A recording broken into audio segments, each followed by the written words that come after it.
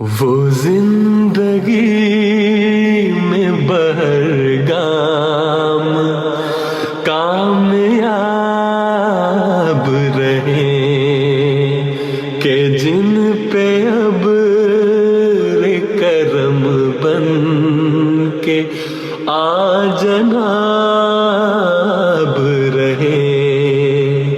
وہ زندگی میں بہرگام کامیاب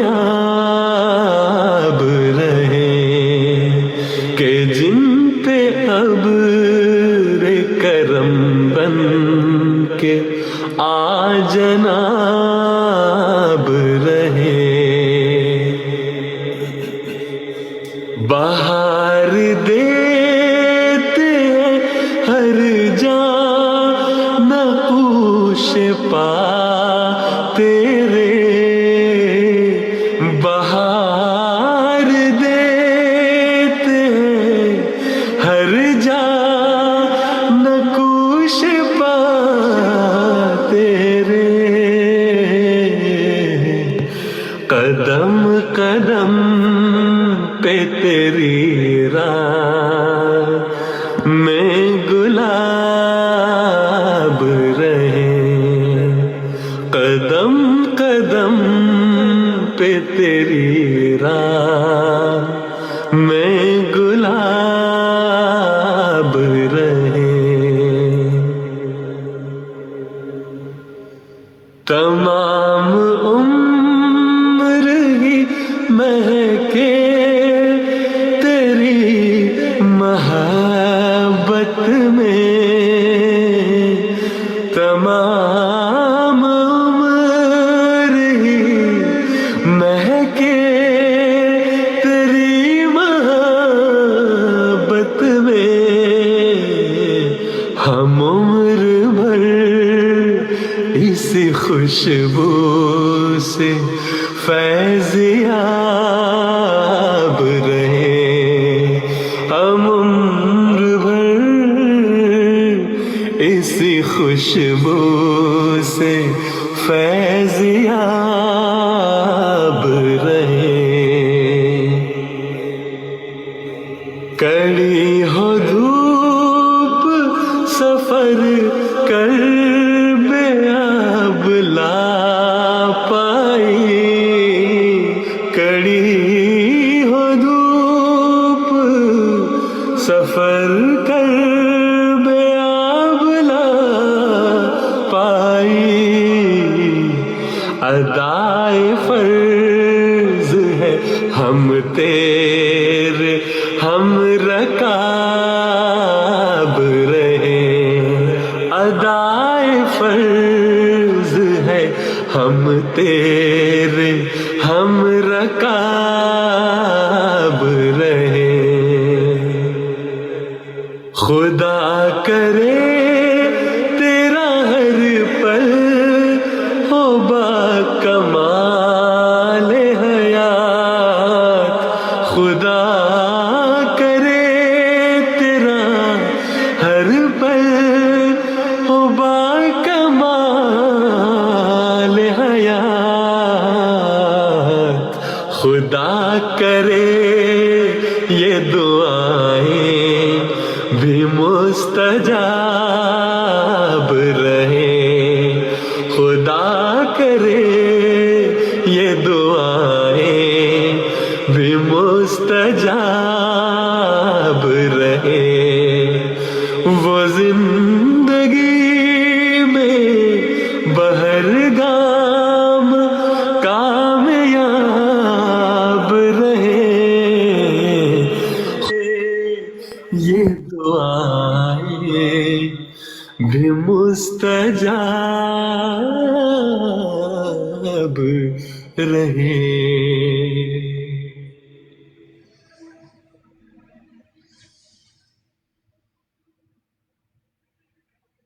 اے میرے یار یگانا، اے میری جاں کی پناہ، بس ہے تو میرے لیے، مجھ کو نہیں تجھ بن بکار، اے میرے یار یگانا، اے میری جاں کی پناہ، بس ہے تو میرے لیے، مجھ کو نہیں تجھ بن بکار، اے میرے یار یگانا، اے میری جاں کی پناہ، بس ہے تو میرے لیے، مجھ کو نہیں تجھ بن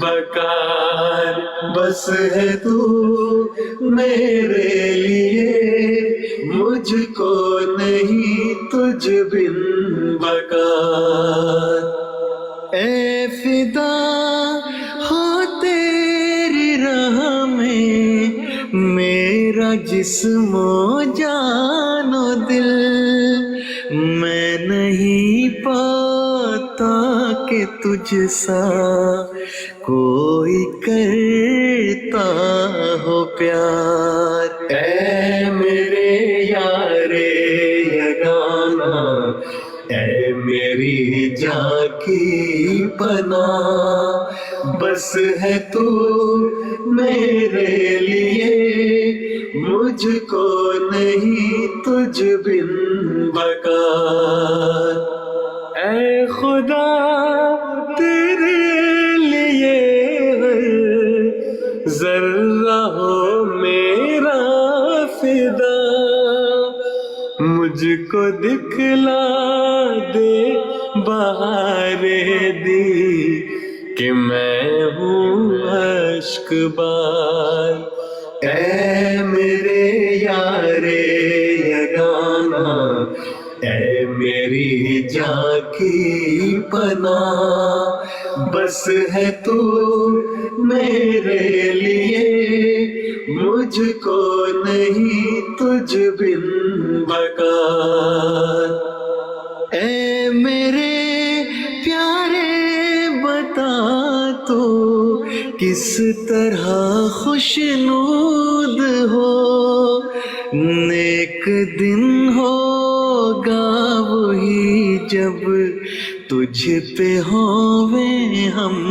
نثار، اے میرے یار یگانا، اے میری جاں کی پناہ، بس ہے تو میرے لیے، مجھ کو نہیں تجھ بن بکار، باغ میں تیری محبت کے عجب دیکھے پل، ملتے ہیں مشکل سے ایسے سیب اور ایسے انار، اے میرے یار یگانا، اے میری جاں کی پناہ، بس ہے تو میرے لیے، مجھ کو نہیں تجھ بن بکار، بس ہے تو میرے لیے، مجھ کو نہیں تجھ بن بکار، اے میرے یار یگانا، اے میری جاں کی پناہ، بس ہے تو میرے لیے، مجھ کو نہیں تجھ بن بکار، بس ہے تو میرے لیے، مجھ کو نہیں تجھ بن بکار،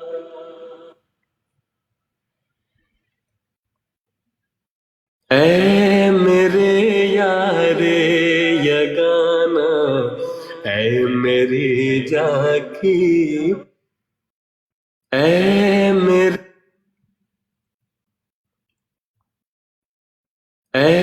میرے یار یگانا، اے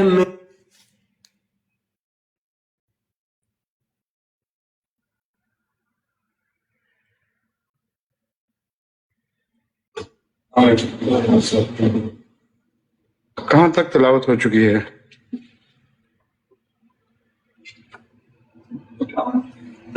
اس رکوع کی تکمیل تک ہے؟ تو پھر دوبارہ جو پڑھنا ہے یہاں سے شروع کرنے تو چند آیات ہیں، اس کو بھی شامل کر کے آج تلاوت کرتے ہیں۔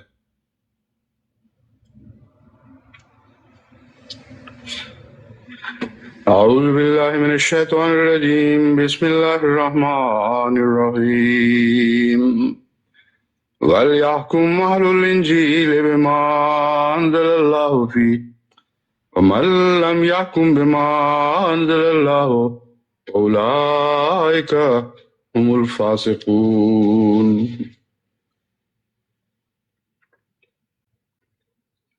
وَأَنزَلْنَا إِلَيْكَ الْكِتَابَ بِالْحَقِّ مُصَدِّقًا لِّمَا بَيْنَ يَدَيْهِ مِنَ الْكِتَابِ وَمُهَيْمِنًا عَلَيْهِ فاحكم بينهم بما أنزل الله ولا تتبع هواهم عما جاءك من الحق لكل جعلنا منكم شرعة ومنهاجا ولو شاء الله لجعلكم أمة واحدة ولكن ليبلوكم فيما آتاكم فاستبقوا الخيرات إلى الله مرجعكم جميعا فينبئكم بما كنتم فيه تختلفون وأنحكم بينهم بما أنزل الله ولا تتبع أهواءهم واحذرهم أن يفتنوك عن بعض ما أنزل الله إليك فإن تولوا فاعلم أنما يريد الله أن يصيبهم ببعض ذنوبهم وإن كثيرا من الناس لفاسقون أفحكم الجاهلية يبغون ومن أحسن من الله حكما لقوم يوقنون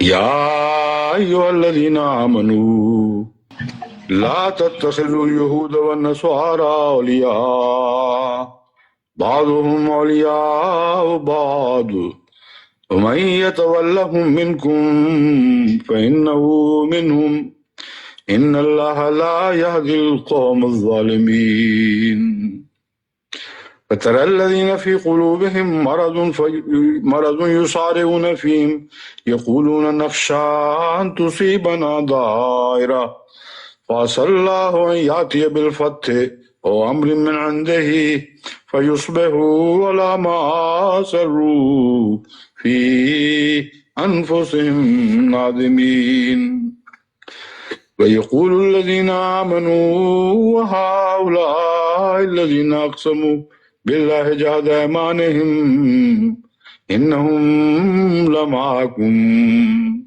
حبطت أعمالهم فأصبحوا خاسرين يا أيها الذين آمنوا من يرتد منكم عن دينه فسوف يأتي الله بقوم يحبهم ويحبونه أذلة على المؤمنين أعزة على الكافرين يجاهدون في سبيل الله ولا يخافون لومة لائم ذلك فضل الله يؤتيه من يشاء والله واسع عليم إنما وليكم الله ورسوله والذين آمنوا الذين يقيمون الصلاة ويؤتون الزكاة وهم راكعون ومن يتولى الله ورسوله والذين آمنوا فإن حزب الله هم الغالبون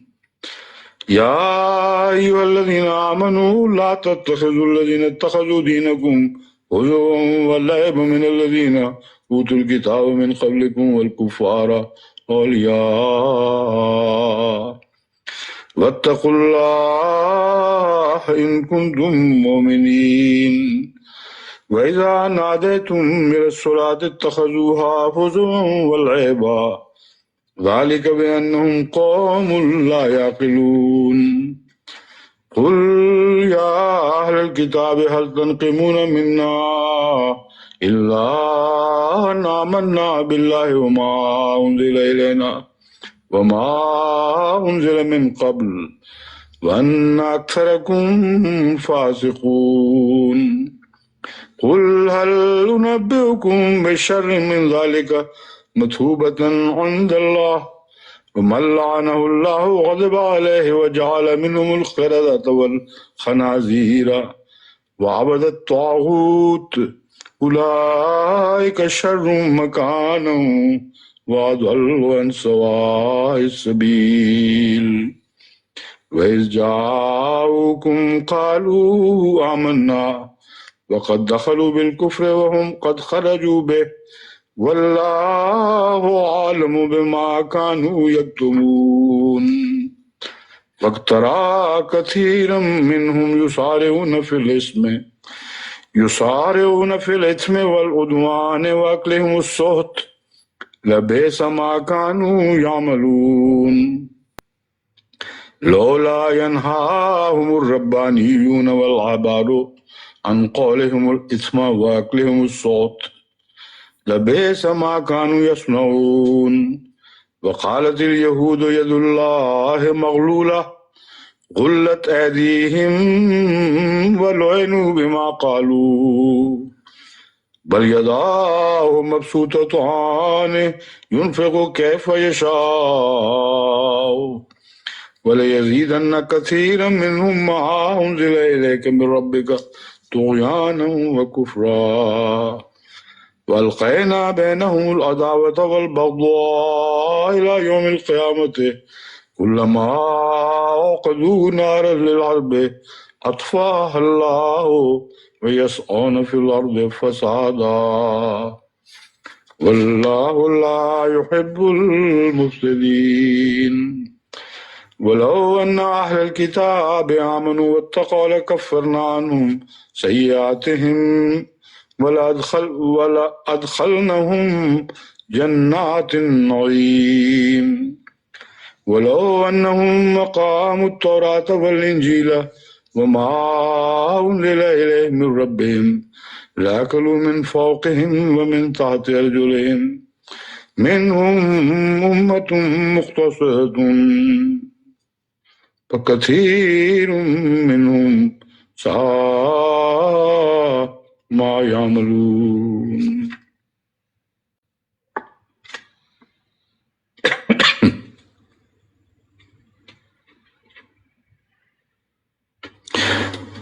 انزلنا الیک الکتاب سے اور ہم نے کتاب کو نازل فرمایا بالحق حق کے ساتھ مصدقا لما بین یدیہ من الکتاب، یہ کتاب بھی تصدیق کرنے والی ہے اس کی جو اس کے سامنے ہے پہلی کتاب میں سے، الکتاب یعنی گزشتہ کتاب، وہ مہیمنن اور ساتھ ہی اس پر نگران بھی ہے، مہیمنن علیہ اور ساتھ ہی اس پر نگران بھی ہے، فاحکم بینہم بما انزل اللہ، پس ان کے درمیان فیصلہ فرما اس چیز سے جو اللہ نے اتاری ہے، ولا تتبع اہواہم، اور ان کی خواہشات کی پیروی نہ کر، اما جاءک من الحق، جبکہ حق تیرے پاس، اس وجہ سے تجھے یہ تیرے لیے ضروری ہے اما جاءک من الحق کہ تیرے پاس حق آ چکا ہے،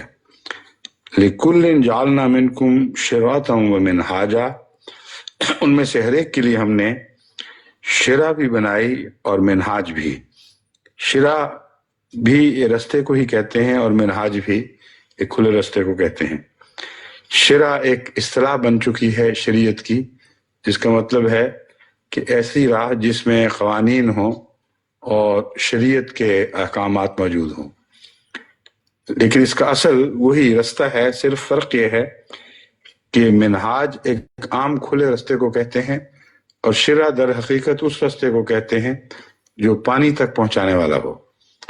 تو اس پہلو سے شریعت کے لیے لفظ شرع کا انتخاب بہت پر حکمت ہے، کیونکہ روحانی پانی سیراب کرنے کے لیے جس رستے پر میسر آتا ہے اسی کے قوانین کا نام شرع رکھا گیا یا شریعت۔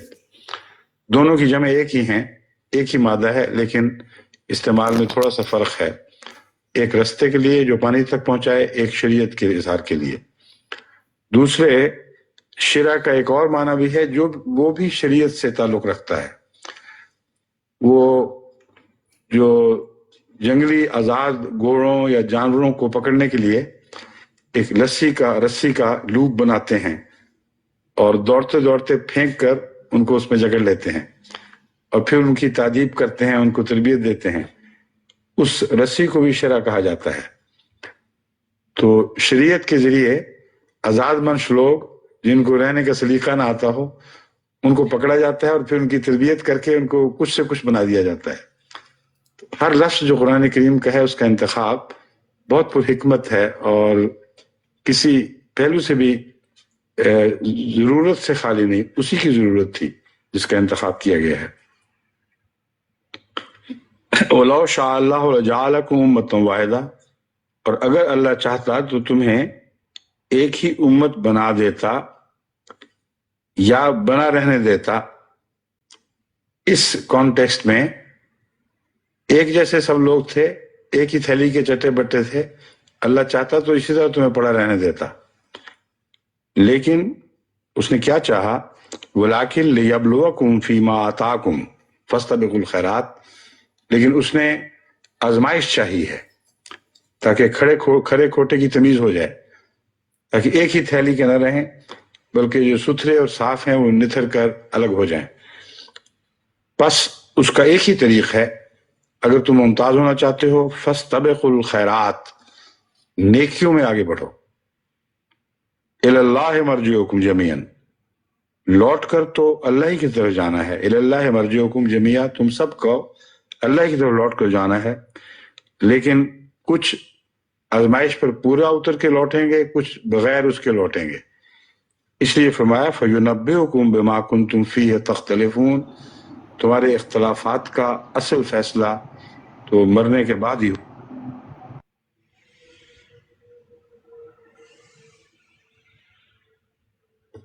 تمہاری کیا حیثیت تھی؟ یُنَبِّئُكُم، تمہیں خبر دے گا، بِمَا كُنتُم، ان باتوں سے متعلق جن میں تم کرتے تھے۔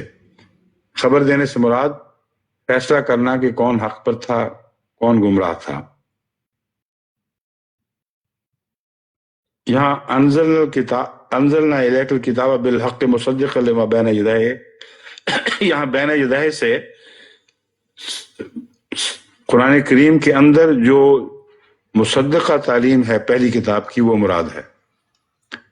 قرآن کریم نے جس تعلیم کی تصدیق کر دی ہے جو پہلے بائبل میں تھی، خواہ وہ اولڈ ٹیسٹمنٹ میں ہو یا نیو ٹیسٹمنٹ میں، دونوں کے حوالے پہلے گزر چکے ہیں، اس کے متعلق اللہ تعالیٰ فرماتا ہے کہ وہ سب کچھ یہ کتاب یعنی قرآن بھی تصدیق کرنے والی ہے، یہ کتاب اس کتاب کی جو پہلے گزری ہے، مگر ان باتوں کی جو اس کے سامنے پیش نظر ہیں۔ اور ساتھ یہ بتا دیا کہ مہیمن بھی ہے، آنکھیں بند کر کے تصدیق نہیں کر سکتی، لازماً بعض چیزوں کو رد کیا ہے جس کو شامل نہیں کیا، کیونکہ مہیمن کہتے ہیں نگران کو، کھرے اور کھوٹے میں تمیز بھی کرے اور خیال بھی رکھے کہ ایک چیز راہ راست پر رہے۔ بس اس پہلو سے فاحکم بینہم، اس پہلو سے ان کے درمیان فیصلہ کر، بما انزل اللہ، ان امور میں رہنمائی جو فیصلہ طلب ہے، رہنمائی اس سے لینی ہے جو اللہ نے اتارا ہے، جس کی قرآن نے تصدیق کر دی ہے۔ ان کی خواہشات کی پیروی نہیں کرنی، وہ انہوں نے اپنی خواہشات سے بائبل کے کچھ معنی بنا رکھے ہیں۔ تو جب بائبل کے حوالے سے بھی تصدیق کرنی ہو تو ان شرائط کے ساتھ بائبل سے فیصلہ لینا ہے۔ پھر فرمایا وَأَنِحْكُمْ بَيْنَهُمْ بِمَا أَنزَلَ اللَّهُ وَلَا تَتَّبِعْ هَوَاهُمْ، یہ ذکر کر چکا ہوں اس کا۔ ہاں پھر آگے فرمایا وَاحْذَرْهُمْ أَن يَفْتِنُوكَ عَن بَعْضِ مَا أَنزَلَ اللَّهُ إِلَيْكَ اور ان سے خبردار رہ، واذرہم بچ کے رہنا، کیونکہ ان کی پوری کوشش ہوگی کہ تجھے دھوکہ دے کر اس تعلیم سے ہٹا دیں جو اللہ نے اتاری ہے۔ وہ اپنی کتابیں لا کے دکھاتے ہیں، بائبل، اس میں کہیں ہاتھ رکھ لیتے ہیں، کہیں سے ہاتھ اٹھا لیتے ہیں، تو اس طریق سے پوری کوشش کریں گے کہ تجھے کہیں کہ یہ ہے اصل تعلیم، لیکن چونکہ اللہ تجھے خود تعلیم دے چکا ہے اس لیے اس پر قائم رہنا ہے اور ان کے اس دھوکے میں نہیں آنا بلکہ متنبع رہنا ہے۔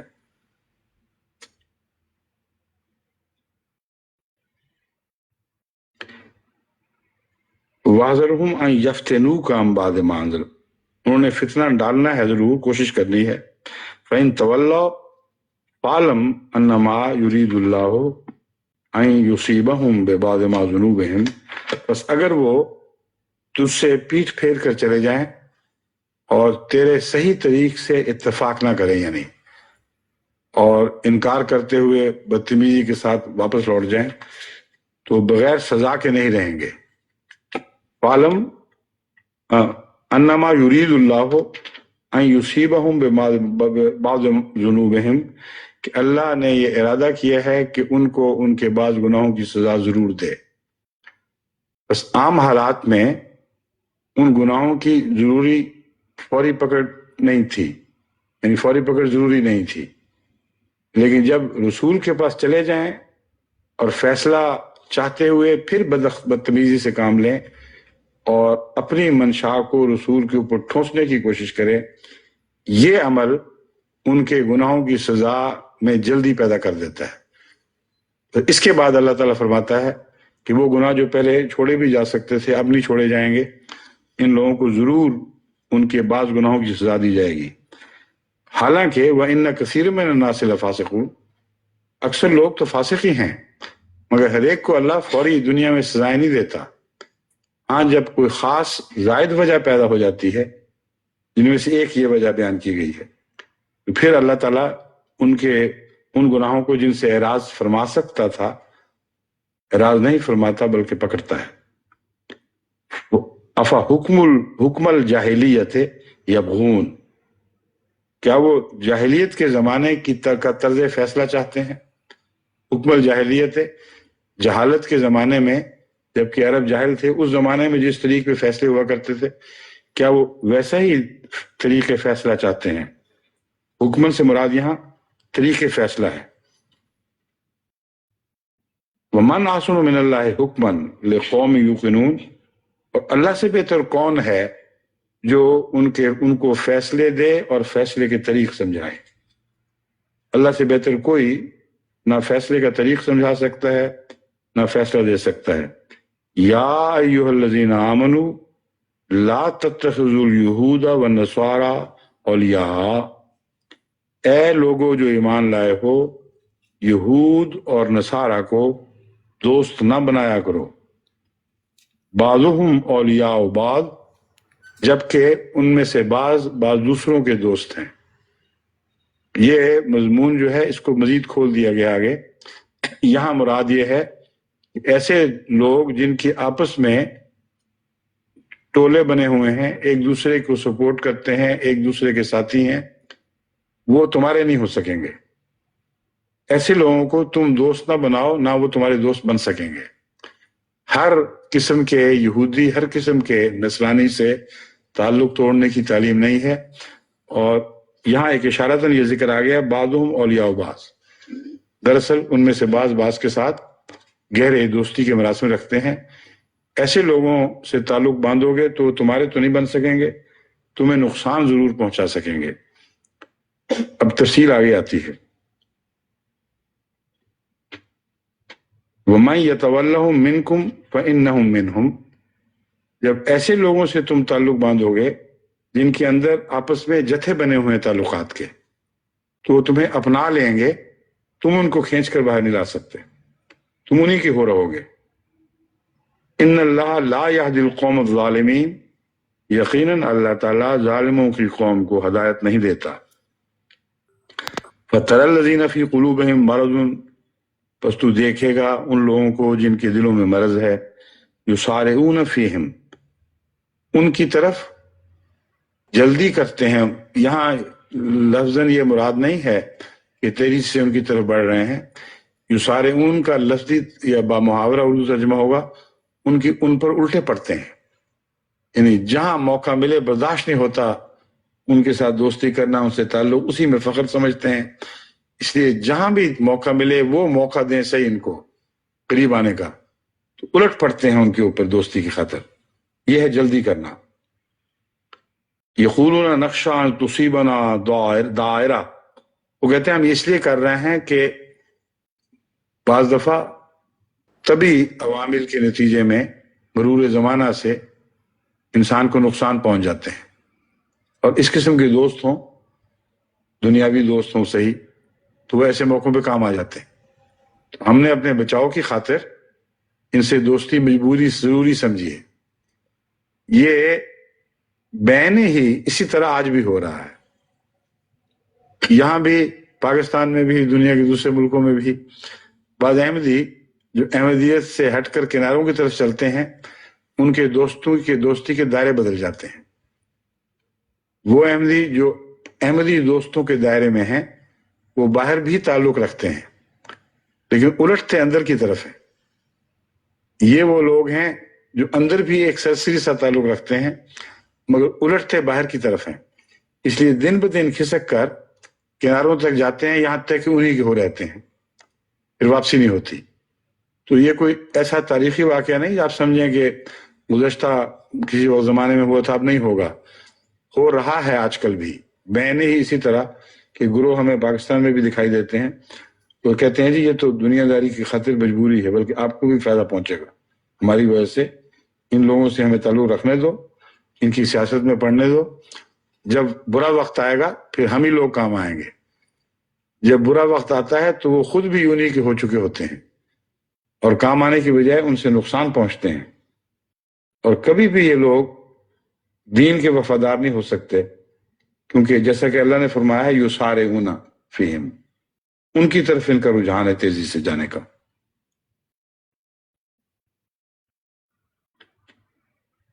ان اللہ لا یہدی القوم الظالمین، اللہ ظالموں کی قوم کو ہدایت نہیں دیتا، ہرگز ہدایت نہیں دیتا. فَتَرَى الَّذِينَ فِي قُلُوبِهِم مَرَضٌ يُسَارِعُونَ فِيهِمْ يَقُولُونَ نَخْشَىٰ أَن تُصِيبَنَا دَائِرَةٌ فَعَسَى اللَّهُ أَن يَأْتِيَ بِالْفَتْحِ. اس یہاں تو میں ترجمہ کر چکا ہوں دائرہ تک. فَعَسَى اللَّهُ أَن يَأْتِيَ بِالْفَتْحِ وَأَمْرٍ مِّنْ عِندِهِمْ فَيُصْبِحُوا عَلَىٰ مَا أَسَرُّوا فِي أَنفُسِهِمْ نَادِمِينَ. بس بعید نہیں کہ اللہ تعالیٰ مومنوں کے حق میں ایسی فتح ظاہر فرما دے، یا او امر من عنده ہی، یا اپنی طرف سے کوئی فیصلہ نازل فرمائے. فیصبحوا علی ما اسروا فی انفسہم نادمین، تو یہ لوگ جو کچھ بھی کیا کرتے تھے اندر ہی اندر دل میں اس پر شرمندہ ہو جائیں کہ ہمارا فیصلہ درست نہیں تھا. مومنوں کے ساتھ ہی عزت تھی کیونکہ خدا ان کے ساتھ ہے، انہی کے حق میں آخری فیصلے ہوئے ہیں، اس لیے کاش ہم انہی کے ساتھ رہتے. یہ کیفیت ان کے دل پر ہو سکتی ہے کہ طاری ہو، اور اللہ تعالیٰ جب بھی فیصلے فرماتا ہے یہی ہوا کرتا ہے. وَيَقُولُ الَّذِينَ آمَنُوا أَهَٰؤُلَاءِ الَّذِينَ أَقْسَمُوا بِاللَّهِ جَهْدَ أَيْمَانِهِمْ إِنَّهُمْ لَمَعَكُمْ. وَيَقُولُ الَّذِينَ آمَنُوا، اور وہ لوگ جو ایمان لائے ہیں وہ کہیں گے کیا یہی لوگ ہیں جو خدا کی پکی قسمیں کھایا کرتے تھے. جہد ایمانہم، اللہ باللہ جہد ایمانہم، اللہ تعالیٰ کی بڑی پکی قسمیں کھایا کرتے تھے. انہم لمعکم، کہ تمہارے ساتھ ہوں گے، کہ یقینی تمہارے ساتھ ہیں. اب ان کا اندرونہ ظاہر ہو گیا ہے. ایسے حال میں اللہ تعالیٰ کی تقدیر ظاہر ہوئی کہ تم سے الگ ہو گئے اور تم الگ ہو گئے اور تمہارے حق میں خدا کی شان نازل ہوئی. ایسے وقت میں مومن کہیں گے دیکھ لو جی یہ لوگ تھے، تمہیں کہا کیسی کیسی قسمیں کھا کر یقین دلاتے تھے کہ ہم دراصل تمہارے ساتھی ہیں. حبطت اعمالہم فاصبحوا خاسرین، ان کے اعمال ضائع ہو گئے. فاصبحوا خاسرین، اور وہ ناکام ہو گئے اور نامراد بن گئے. اصبحوا خاسرین کا مطلب ہے پہلے بظاہر وہ کامیاب دکھائی دیتے تھے، فاصبحوا، اس کامیابی کی حالت سے بدل کر ان کی ناکامی کی حالت کھل کر سامنے آ گئی۔ یا ایھا الذین آمنوا من یرتد منکم عن دینہ، اس سے پتہ چلتا ہے کہ بہت سے ان میں سے مرتد بھی ہو جاتے ہیں، پھر بالآخر وہاں انجام پہنچتا ہے۔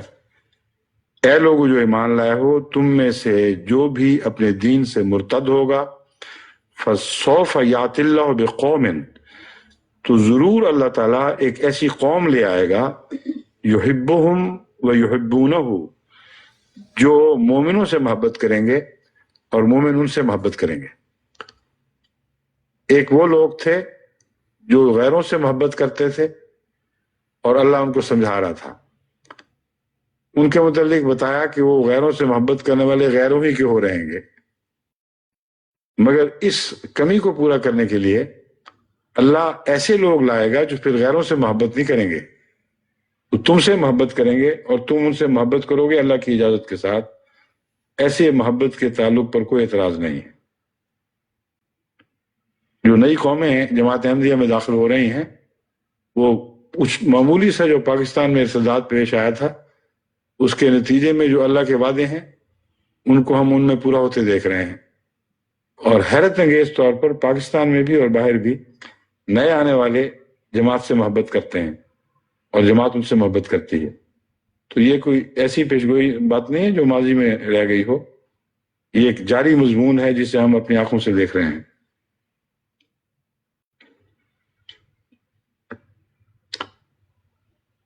اذلۃ علی المؤمنین عزۃ علی الکافرین، یہ لوگ جو پہلے لوگ تھے وہ کافروں کے سامنے ذلیل ہو کر گرے رہتے تھے، ہمیشہ ان کو صاف سلامت کرنا، ان کے سامنے جھکنا، ان کو بڑا کہنا، اور مومنوں کے سامنے شانیں دکھاتے تھے کہ ہم تو فلاں کے دوست ہیں، فلاں تعلق والے ہمارے ساتھ ہیں۔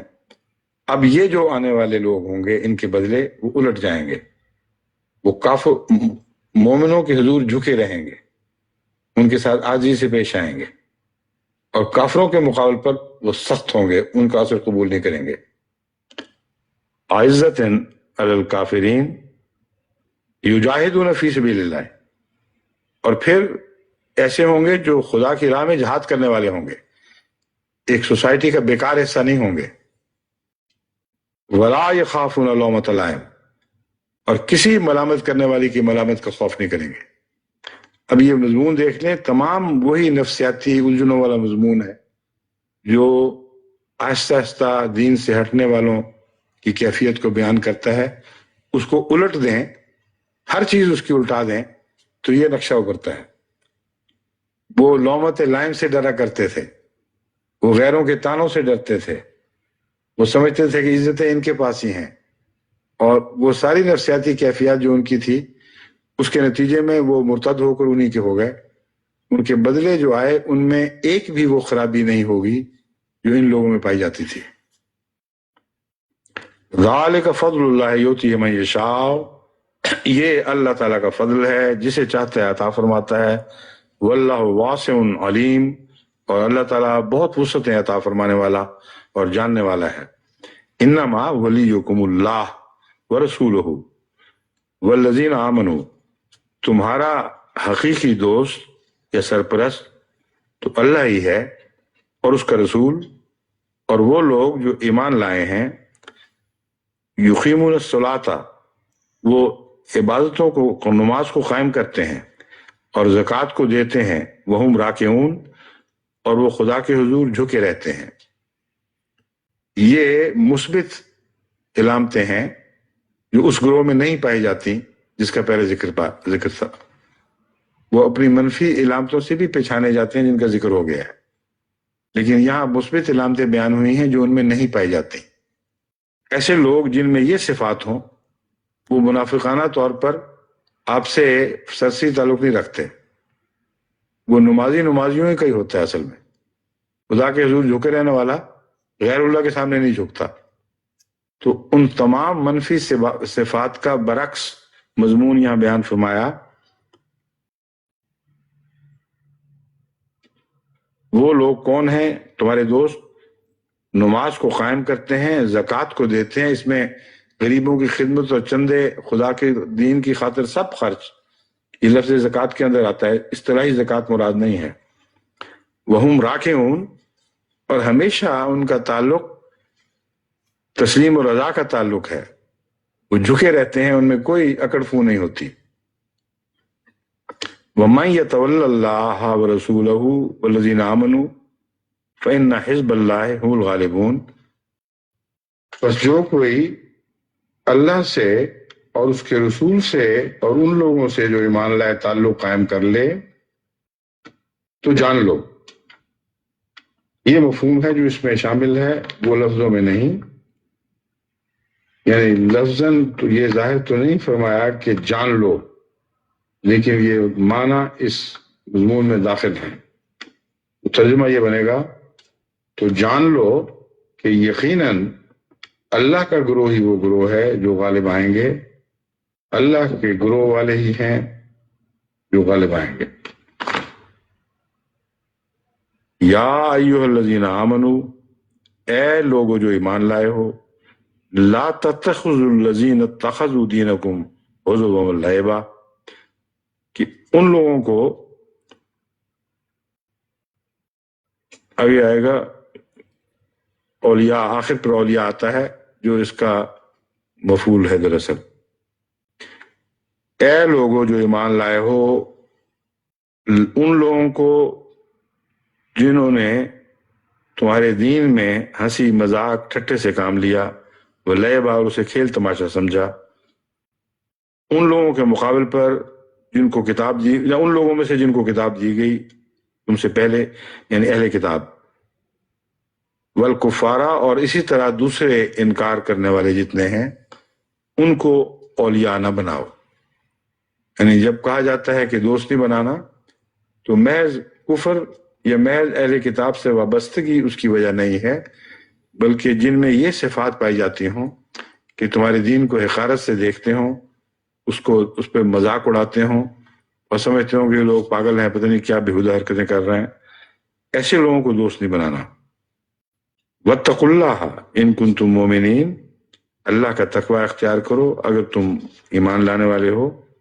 وَإِذَا نَادَيْتُمْ إِلَى الصَّلَاةِ اتَّخَذُوهَا هُزُوًا وَلَعِبًا، اور جب تم نماز کے لیے بلاتے ہو تو اسے وہ ہنسی مذاق کا ذریعہ بنا لیتے ہیں۔ ایسی روزمرہ اطلاعیں ملتی رہتی ہیں یہاں مغرب میں مختلف ممالک سے کہ یہ لوگ جو ہیں، بعض ان کے اسکول کے ساتھی، بعض دوسرے، بعض اساتذہ تمسخر اڑاتے ہیں، دیکھو جی یہ کیسی پاگل والی حرکتیں کر رہے ہیں۔ ذالک بانہم قوم لا یعقلون، اصل بات یہ ہے کہ ان کو عقل ہی کوئی نہیں، بے وقوف لوگ ہیں جو عقل والے بنے پھرتے ہیں، اس لیے ان کو مذاق اڑانے دو۔ بے شک بے وقوف کا مذاق ویسے دراصل سب سے زیادہ برا لگتا ہے۔ عقل مند جب مذاق کرتا ہے تو اس مذاق میں کوئی حکمت ہوتی ہے، کوئی بات ہوتی ہے۔ بسا اوقات جس سے مذاق کیا جاتا ہے اگر اس سے انفیریورٹی کمپلیکس نہ ہو تو انجوائے بھی بہت کرتا ہے، لیکن بیوقوف ایسی بات پہ ہنستا ہے اور آپ ہی ہنسی چلی جاتا ہے جاہلوں کی طرح، کہ وہ واقعی غصہ آ جاتا ہے، بڑا بیوقوف ہے، کس بات پہ ہنس رہا ہے، اپنا نقصان کر رہا ہے اور سمجھ ہی نہیں رہا اپنے مفاد کو۔ تو وہ بہت چڑھنے والی ہنسی، چڑھانے والی ہنسی ہوتی ہے جو بیوقوف کی ہنسی ہو۔ تو یہ تو تکلیف کے فقدان کا ذکر نہیں، تو میں تم یہ سوچ لیا کرو ہیں پاگلی، اس خیال میں کوئی تسلی ڈھونڈ لیا کرو کہ آخر پاگل لوگ ہیں، انہوں نے یہی کام کرنا ہے۔ قل یا اہل الکتاب هل تنقمون منا الا ان آمنا باللہ، اور اس مذاق میں بیچ میں دشمنی کار فرما ہوتی، اور یہ ایک ایسا قاعدہ کلیہ ہے جو میں نے ہمیشہ زندگی میں دیکھا ہے کہ بے وقوف کا مذاق ہمیشہ مبنی دشمنی پر مبنی ہوتا ہے، سینس آف ہیومر پر نہیں۔ بہت سے مذاق کرنے والے ہیں جن کی سینس آف ہیومر تیز ہے، وہ برداشت نہیں کر سکتے، سینس آف ہیومر کا موقع آئے گا تو بیان کر دیں گے۔ کئی ہیں جو طاق میں رہتے ہیں، کوئی بدتمیزی کی بات کریں، کوئی نقصان پہنچائیں تو وہ اپنی دشمنی کا اظہار بھونڈے مذاق میں کرتے ہیں۔ بس اگر بھونڈے مذاق کی وجہ دشمنی ہے تو وہ ایک ذلیل چیز ہے، اور ان لوگوں کے مذاق میں دشمنی وجہ ہے، ورنہ نارمل آدمی ہو جس کو دشمنی نہ ہو وہ مومن کی بات پر ہنستا نہیں. یہ بارہا میں نے تجربہ کیا ہے، کئی دفعہ باہر نمازیں پڑھنی پڑی ہیں. ان لوگوں میں سے جن کو اسلام سے نفرت یا دشمنی نہ ہو، وہ عبادت کرتے ہوئے دیکھ کر اتنا مرعوب ہوتے ہیں کہ آدمی حیران رہ جاتا ہے. ان کے دل میں عزت پیدا ہو جاتی ہے، وہ سمجھتے ہیں کہ یہ شخص ایسا ہے جس کا خدا سے تعلق ہے. بعض کھڑے ہو کر انتظار کرتے ہیں، دعا دے کر سلام کر کے اجازت لے کے پھر جاتے ہیں، اور بعض تو دیکھتے ہوئے تمسخر سے گزر جاتے ہیں. وہ ہمیشہ وہی ہوتے ہیں جن کو اسلام سے دشمنی ہے. تو اللہ تعالیٰ نے دیکھیں وہی مضمون یہاں بیان فرمایا ہے کہ تو ان کو یہ کہو، ہنسنے والوں کو، کہ کیا تم ہمارے ایمان باللہ کے سوا بھی کوئی قابل نفرت بات دیکھتے ہو؟ یہی بات ہے نا کہ ہم اللہ پر ایمان لے آئے ہیں، اور اس چیز پر ایمان لے آئے ہیں جو ہماری طرف اتاری گئی، اور اس پر بھی جو پہلے تمہاری طرف اتاری گئی تھی. یہاں تمہاری کا لفظ تو نہیں ملتا مگر مراد یہی ہے. تو ہم تو قدر مشترک والے لوگ ہیں، اور بھی زیادہ تمہاری بے وقوفی ہے. برا تب مناتے اگر ہم تمہاری تعلیم کا انکار کر کے کوئی جدا تعلیم اس سے کاٹ کر پیش کرتے. ہم تو تسلسل کے قائل ہیں، اس بات کا اقرار کرتے ہیں کہ اللہ ہی نے تمہیں بھی کتاب دی تھی، اللہ ہی نے ہمیں بھی کتاب دی تھی. اس کے باوجود جو تم دشمنی کرتے ہو تو حد سے زیادہ حماقت ہے. اور ان کی ہنسی اس حماقت کا بچہ ہے، وہ پے در پے حماقت کا مجموعہ بن جاتی ہے.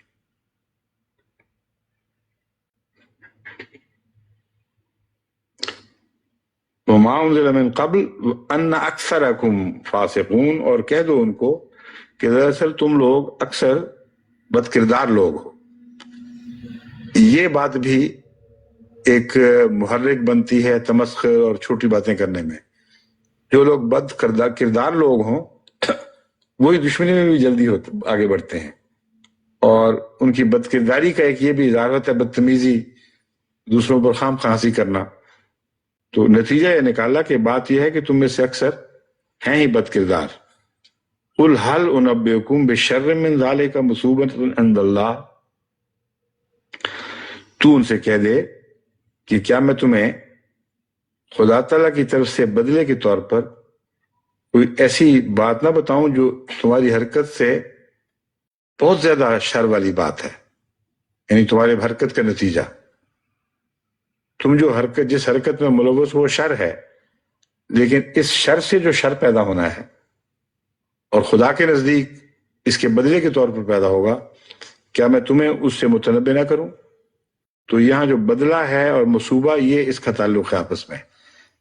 شر تو ہے ہی تمہارا، مگر اس شر سے ایک اور شر پھوٹے گا جو تم پر پڑے گا، اور یہ جو شر ہے تم اپنی طرف سے ہم پر ڈال رہے ہو. مَن لَعَنَهُ اللَّهُ وَغَضِبَ عَلَيْهِ، وہ شر جو تمہارے شر سے پھوٹنے والا ہے وہ یہ ہے کہ وہ شخص، یعنی یہاں شر سے مراد پھوٹنے والا شر نہیں، مراد یہ ہے شریر اور شرارت والا، وہ جو اپنی شرارت کے لحاظ سے بہت ہی ذلیل ہو.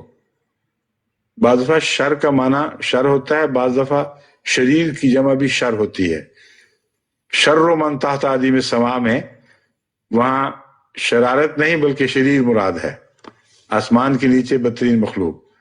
تو آیت پر آگے بڑھنے کے بعد مجھے یہ سمجھ آئی ہے جو پہلا ترجمہ تھا شرارت وہ نہیں، بلکہ کیا تمہیں ہم اس سے زیادہ شریر حال کی خبر نہ دیں جو تمہاری شرارت کے نتیجے میں پیدا ہوگا اور تم اس کے مظہر ہوگے، یہ مراد ہے. اور وہ شریر حال یہ ہے اس شخص کا ہے مَن لَعَنَهُ اللَّهُ، جس پر اللہ لعنت کر دے، وَغَضِبَ اللَّهُ عَلَيْهِ، اور اس پر اس کا غضب نازل ہو، وَجَعَلَ مِنْهُمُ الْقِرَدَةَ، اور انہی میں سے وہ بندر بنا دے اور خنازیر اور سور بنا دے، وَعَبَدَ الطاغوت، اور وہ لوگ شیطان کی عبادت کرنے لگیں. أُولَٰئِکَ شَرُّ مَکَانًا وَأَضَلُّ عَنْ سَوَاءِ السَّبِیلِ، یہ ہے جو بدترین درجہ ہے، بدترین مقام ہے. وَأَضَلُّ عَنْ سَوَاءِ السَّبِیلِ، اور متوازن عدل کی راہ سے سب سے زیادہ ہٹی ہوئی بات ہے. یعنی یہ توازن کھو دیں گے تو اس انجام کو پہنچیں گے. یہاں پہلے یہود کی سزا کا ذکر ہے جو قرآن کریم میں دوسری جگہ بھی پایا جاتا ہے کہ اللہ نے ان سے فرمایا کہ کونو قردۃ خاسئین، کہ تم ذلیل بندر ہو جاؤ۔ یہاں خاسئین قردۃ کے علاوہ خنازیر کا مضمون بھی بیان فرمایا ہے کہ وہ اپنی حرکتوں میں دین کی نقل کرنے والے ہوں گے جبکہ بندر کے بندر ہی رہیں گے، اور انسان کی نقل سے وہ انسان نہیں بن سکیں گے۔ تو اس دور کے علماء اور اس دور کے ان کے متبعین جو دین کی ظاہری نقل کرتے ہیں اور کپڑے پہن لیتے ہیں دینداری کے، مگر ان کی روح میں، ان کے دل میں نہ اللہ کی محبت ہوتی ہے، نہ اللہ کا خوف، نہ وہ اخلاق حسنہ پائے جاتے ہیں جو سچے دین کے نتیجے میں لازماً پیدا ہونے چاہیے۔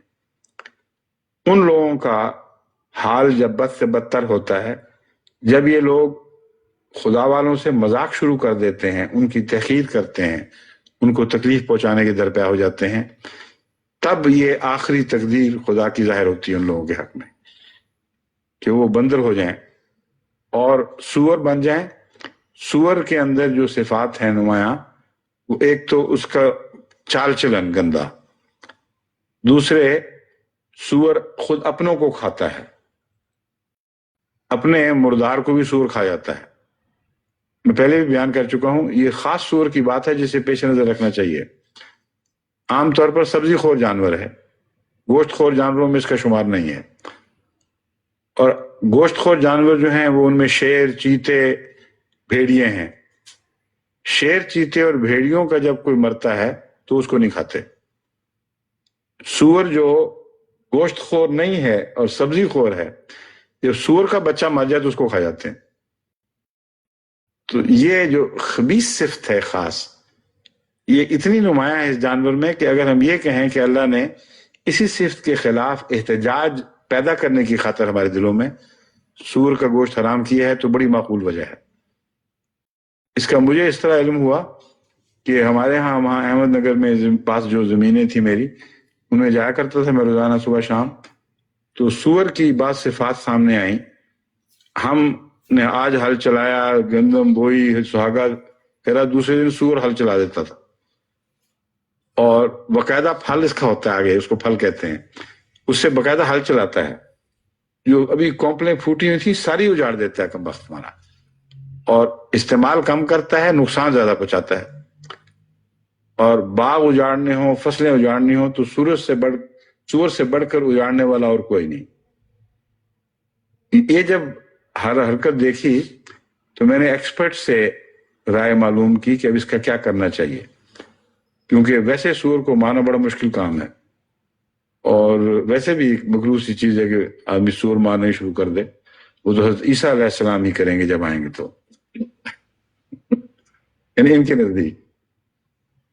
میں نے اس کو ایکسپرٹس کو بلا کے پوچھا تو انہوں نے کہا امریکہ میں ایک نیا طریق ایجاد ہوا ہے جس کو بہت ہی مفید دیکھا گیا ہے، اور پاکستان کے زرعی ڈپارٹمنٹ نے وہ منگوا بھی لی ہے چیز۔ وہ ایک ایسے بیماری کے جراثیم کا ٹیکہ سور کے بچے پکڑ کے کر دیتے ہیں ان کو کہ اس بیماری سے وہ مرتے ہیں تو سارے سور اس کا گوشت کھاتے ہیں، اور اس کے نتیجے میں یہ بیماری پھیلتی چلی جاتی ہے، پھر وہ جتنے مرتے جاتے ہیں وہ ایک دوسرے کا گوشت کھاتے رہتے ہیں۔ تو انہوں نے بتایا کہ امریکہ کے بڑے حصوں سے اس ٹیکے کے ذریعے سور کی وبا ہٹ گئی، سور کا وبال ختم ہو گیا۔ اب مجھے علم نہیں کہ آج کل یہ جاری ہے یا نہیں، کیونکہ بعض دفعہ اس کے نتیجے میں اور بھی نقصان پہنچ جاتے ہیں، یہ وبا ایک جانور سے دوسرے میں بھی منتقل ہو سکتی ہے۔ مگر یہ مجھے پہلی دفعہ علم ہوا کہ سور اپنے ہم جنسوں کا گوشت کھاتا ہے۔ تو قرآن کریم نے جو سور کہا وہ یہ کہ تم تو باغ اجاڑنے والے لوگ ہو، دین کا نقصان کرنے والے، اور ایک دوسرے کے دشمن، ایک دوسرے کو برداشت نہیں کر سکتے، خدا کے کام، خدا والوں کی نقلیں مارتے ہو، اور حال یہ ہے کہ وہ تو ایک دوسرے کے لیے رحم دل ہیں اور محض دین کے دشمن کے لیے سخت ہیں۔ تم ایک دوسرے کے لیے بڑے سخت مزاج ہو، اوپر سے ایک بنے ہوئے ہو، اندر سے نفرتیں کرتے ہو، اور ایک دوسرے کا گوشت کھانے پر ہمیشہ تلے رہتے ہو۔ اور دین کا باغ اجاڑنے والے لوگ ہو اس کو بچانے والے نہیں۔ اس مضمون میں ایک حدیث بھی ملتی ہے۔ اب وہ حدیث جب ہم بیان کرتے ہیں تو اس کے نتیجے میں تکلیف ہوتی ہے لوگوں کو، مگر الفاظ حضرت رسول اکرم صلی اللہ علیہ وسلم کے ہیں، حدیث کے الفاظ ہیں، اس لیے چونکہ وہ قرآن سے مطابقت رکھتے ہیں، اس لیے یہ کہنا کہ وہ حدیث روایت کرنے والے لوگ ایسے بھی ہیں جو کمزور ہیں، یہ حدیث کی ایک کسی کمزور کتاب میں وہ موجود ہے، یہ کوئی معقول عذر نہیں، کہ وہ احادیث جو بین ہی قرآن سے مطابقت رکھتی ہوں ان کو غلط یا جھوٹا کہنے والا غلط اور جھوٹا ہوگا، کیونکہ رسول اللہ علیہ وسلم وہی کہیں گے جو قرآن نے کہا ہے۔ ایک موقع پر آپ نے فرمایا کہ یہ امت جو رسول اللہ علیہ وسلم کی طرف منسوب ہوتی ہے، ایسا بدقسمت زمانہ آئے گا جبکہ یہ لوگ یہود کی طرح ہو جائیں گے، جیسا کہ پہلی امت یہود میں ہوا، 72 فرقوں میں بٹ جائیں گے۔ یہ کس حد تک یہود کی طرح ہوں گے اس کی کچھ تفاصیل اس حدیث میں موجود ہے جہاں یہ وعدہ فرمایا گیا، اور کچھ تفاصیل دوسری حدیث میں ہیں۔ ایک حدیث میں آتا ہے کہ وہ زمانہ جس میں امت میں اختلافات پھیلیں گے، ایک دوسرے سے مخالف ہوں گے، ہر ایک اپنی ڈگر پر چل پڑے گا، لوگ عامت الناس گھبرا کر، یہ فضا کا زمانہ رسول اللہ صلی اللہ علیہ وسلم نے فرمایا ہے، اختلافات کا زمانہ اور گھبراہٹ بھی ہوگی ساتھ، لوگ علماء کے پاس جائیں گے کہ ان سے ہدایت مانگیں کہ آخر اس صورتحال میں ہمیں کیا کرنا چاہیے۔ تو رسول اللہ صلی اللہ علیہ وسلم کے الفاظ ہیں فَإِذَا هُمْ قِرَدَةٌ وَخَنَازِيرٌ، کیا دیکھیں گے کہ وہاں تو سور، بندر اور سور بیٹھے ہوئے ہیں، علماء ہیں ہی نہیں۔ اب یہ جو تعجب ہے، اذا ہم، تعجب کا ہے، او ہو دیکھو یہ کیا ہو گیا، وہاں تو علماء نہیں، بندر اور سور بیٹھے ہوئے ہیں۔ اب یہ جو حدیث ہے اس آیت کے ساتھ ملا کر پڑھیں تو دیکھیں کتنا کامل مضمون ابھرتا ہے۔ یہ کسی زمانے میں ضرور ہونا ہے، قرآن نے یہود کے مطابق کے تعلق میں بیان کر دیا ہے، لازماً ہوا ہے، اور وہ ساری صفات ان میں پائی گئیں۔ آئندہ زمانے میں کسی میں لازماً ہونا ہے، کیونکہ اسی آیت پر مبنی رسول اللہ صلی اللہ علیہ وسلم کا پیغام ہے آئندہ کے لیے کہ خطروں سے بچے رہنا، یہ ہونے والا ہے واقعہ۔ پھر اب سوال یہ ہو گیا ہے کہ نہیں ہوا، صرف یہ بحث رہ جاتی۔ اس لیے ہم جب کہتے ہیں کہ دیکھو بچ کے رہو، کیا کر رہے ہو، کہتے ہیں نہیں ابھی نہیں ہوا، آئندہ ہونا ہے، تو پھر تم کس امید پر کوشش کر رہے ہو کہ مسلمانوں کو بد حال سے بچا لو؟ کیونکہ اگر یہ حال آنے والا ہے تو اللہ ہی رحم کرے۔ اگر موجودہ حالت ابھی امن کی حالت ہے، ابھی تم لوگ شریف علماء ہو، تو جب وہ بدبخت زمانہ آئے گا، جب ایسے علماء تمہارے نزدیک پیدا ہوں گے، انکار تو کر ہی نہیں سکتے تم۔ قرآن بیان کر، رسول اللہ صلی اللہ علیہ وسلم اس کی تائید میں پیشگوئی کر رہے ہیں، اس وقت امت کا کیا حال ہوگا؟ تو تمہاری کوششوں کا یہ انجام ہے، جو حرکتیں تم کر رہے ہو تم وہ نہ صحیح، مگر اس کے نتیجے میں یہ نسلیں تمہاری آنے والی ہیں، اس کو پیش نظر رکھ لو۔ تو قرآن کریم کو اگر علماء غور سے پڑھیں تو بہت پرحکمت تنبیہات ہیں، پرحکمت ایسی کہ انسان کو نفسیاتی لحاظ سے سمجھ آ جاتی ہیں کہ یہی ہوا کرتا ہے، یہی ہونا چاہیے، اور تنبیہات اس لیے کہ اللہ اور رسول کی طرف سے بطور وعید کے، بطور وارننگز کے وہ موجود ہیں قرآن و حدیث میں۔ ہاں اگر دیکھنے والی آنکھ نہ ہو تو مجبوری ہے، اور ایسے لوگ پھر لازماً شیطان کی عبادت کرنے لگتے ہیں، نام اللہ کا ہے، ان کی عبادت کا رخ شیطانی ہے۔ اولئک شر مکانا واضل عن سواء السبیل، یہی ہیں وہ لوگ جو اپنے مرتبے کے لحاظ سے شریر ترین ہیں، ان سے بڑھ کر شریر مرتبے والا آدمی مقرر ممکن نہیں۔ اس لیے الشر من تحت عظیم السماء کو پڑھ لیں اب یہاں، وہ حدیث بھی قطعی رسول اللہ صلی اللہ علیہ وسلم کی طرف سے جو تھی ان کے قرآن میں مبنی ہے۔ فرماتا ہے شر من تحت علماؤہم شر من تحت عظیم السماء، حضرت صلی اللہ علیہ وسلم فرماتے ہیں کہ ان کے علماء آسمان کے پردے کے نیچے شر سب سے زیادہ شریر مخلوق ہوں گے، اور شریر مخلوق کا یہ نقشہ کھینچا گیا ہے۔ شر و مکانن، سب سے شریر ان کا مرتبہ ہے، اور انصاف کی راہ سے، سوائے سبیل سے دراصل مانا ہے انصاف کی راہ، توازن کی راہ، عدل کی راہ، اس سے یہ دور ترین ہوں گے، انصاف کے قریب تک نہیں پھٹکیں گے۔ وَإِذَا جَاءُوكُمْ قَالُوا آمَنَّا، اب منافقین کا ذکر دوبارہ شروع ہو گیا ہے، پہلے بھی آ رہا تھا بالجملہ جملہ، کہیں منافقین کہیں کافروں کا ذکر، تو اب اللہ تعالیٰ فرماتا ہے وَإِذَا جَاءُوكُمْ قَالُوا آمَنَّا، منافقین جو جب تمہارے پاس آتے ہیں تو کہتے ہیں ہم ایمان لے آئے، وَقَدْ دَخَلُوا بِالْكُفْرِ وَهُمْ قَدْ خَرَجُوا بِهِ، اور وہ کفر ہی سے نکلے تھے، کفر ہی میں داخل ہوئے اور کفر ہی سے پھوٹے تھے۔ تمہارے اندر ان کا آنا یہ ایک فرضی بات ہے، بنیادی طور پر یہ منافق کافر ہیں۔ دخلوا بالکفر، جب وہ کہتے ہیں کہ ہم ایمان لائے، یہ بہت ہی فصیح و بلیغ کلام ہے، تو یہ فرمایا دخلوا بالکفر، کیونکہ ایمان نہیں لاتے، تو ایک ایمان کا دعویٰ کرنے والے جب جھوٹا دعویٰ کرتا ہے تو وہ اور بھی پکا کافر ہو جاتا ہے۔ تو وہ کہتے ہیں ہم ایمان لے آئے، حالانکہ اسی فعل کی وجہ سے وہ کفر میں داخل ہو گئے۔ وَقَدْ خَرَجُوا مِنَ الْكُفْرِ، کفر ہی سے نکلے تھے۔ اب یہ جو آیت کی تفصیل ہے بین ہی یہی حدیث میں بھی موجود، اب کس کس بات کا انکار کریں گے؟ منہم تعود الفتنۃ، کیا ہے الفاظ؟ منہم تخرج الفتنۃ وفیہم تعود، منہم تخرج الفتنۃ وفیہم تعود، انہی سے فتنے پھوٹیں گے، انہی میں لوٹ جائیں گے۔ تو یہ شریر جہاں سے نکلے تھے وہیں واپس چلے جاتے ہیں، کفری سے نکلے تھے کفری میں واپس لوٹ جاتے ہیں۔ یہی مضمون ایک اور رنگ میں حضرت صلی اللہ علیہ وآلہ وسلم نے ان تنبیہات میں فرمایا جن کا میں ذکر کر چکا ہوں۔ منہم تخرج الفتنہ تو ہے، تخرج ہے، یہ لفظ ہے، تبھی مجھے تسلی نہیں ہو رہی تھی۔ من عندہم تخرج الفتنۃ وفیہم تعود، یہ الفاظ ہیں، انہی میں سے فتنے پھوٹیں گے، تخرج الفتنۃ وفیہم تعود، اور انہی میں لوٹ جائیں گے۔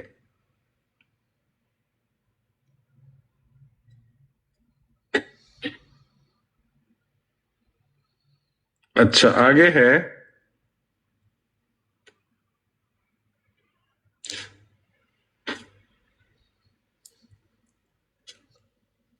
اس سے اوپر ہے انسوائے سبیل کے بعد آئے گا نا، یہ ٹھیک ہے۔ خرجوا بہ واللہ عالم بما کانوا یکتمون، اور وہ چیزیں جو وہ چھپاتے ہیں ان کو اللہ سب سے زیادہ جانتا ہے، یعنی ان سے بھی زیادہ جانتا ہے، جو چھپائے ہوئے ہیں ان کی حقیقت کو اللہ سب سے زیادہ جانتا ہے۔ وَتَرَىٰ كَثِيرًا مِّنْهُمْ يُسَارِعُونَ فِي الْإِثْمِ، اب ان کی بھی ایک حالت ہے، جلدی جلدی کس طرف بڑھتے ہیں، کن باتوں کی طرف الٹے پڑتے ہیں، وہ یہ ہے یسارعون فی الاسم، گناہ کی طرف ان کا طبی رجحان ہے، بڑی تیزی سے الٹتے ہیں، والعدوان، اور سرکشی اور زیادتی، توازن کھو دینا اور کسی پر زیادتی کر دینا، وَأَكْلِهُمُ السُّحْتَ، اور حرام کھانے میں، لَبِئْسَ مَا كَانُوا يَعْمَلُونَ، بہت ہی برا ہے جو وہ کرتے ہیں، لولا ينہاہم الربانیون والاحبار عن قولہم، وہ لوگ جو ربانی کہلاتے ہیں اور الہی کلام کی حفاظت پر مامور ہیں، یعنی احبار، جن کے سپرد ہے کہ وہ کلام الہی کی حفاظت کریں اور ان کو کتابوں میں صحیح طور پر درج کریں اور دیکھیں کہ اس میں کوئی انسان اپنی طرف سے داخل نہیں کرتا۔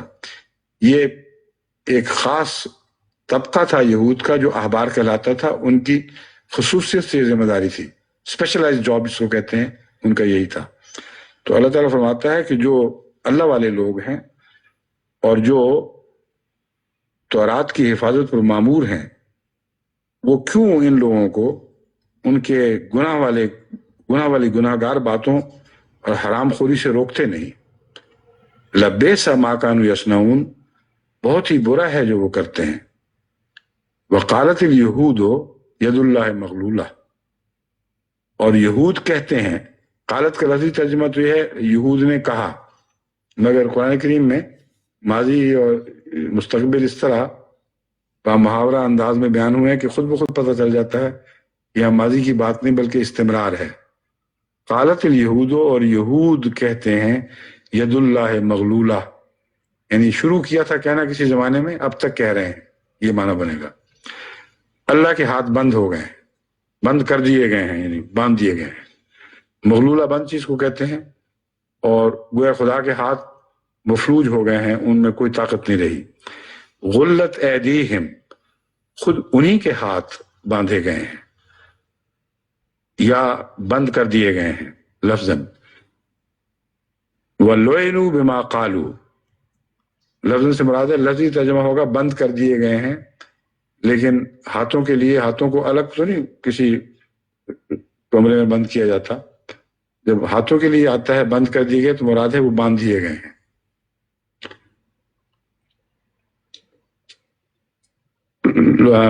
غلت ایدیہم وَلُعِنُوا بِمَا قَالُوا، اور جو کچھ انہوں نے کہا یا کہتے ہیں اس کے نتیجے میں ان پر لعنت ڈالی گئی ہے۔ بل یداہ مبسوطتان، جبکہ حال یہ ہے، حقیقت یہ ہے کہ اللہ کے دونوں ہاتھ کھلے ہیں۔ ينفق کیف یشاء، یہاں اللہ کے دونوں ہاتھ سے کیا مراد ہے؟ ویسے تو ہاتھ اللہ کے نہیں ہیں، آپ سب کو ظاہر بات ہے، کیوں جی اشرف صاحب، کہ دونوں ہاتھوں سے کیا مراد ہے؟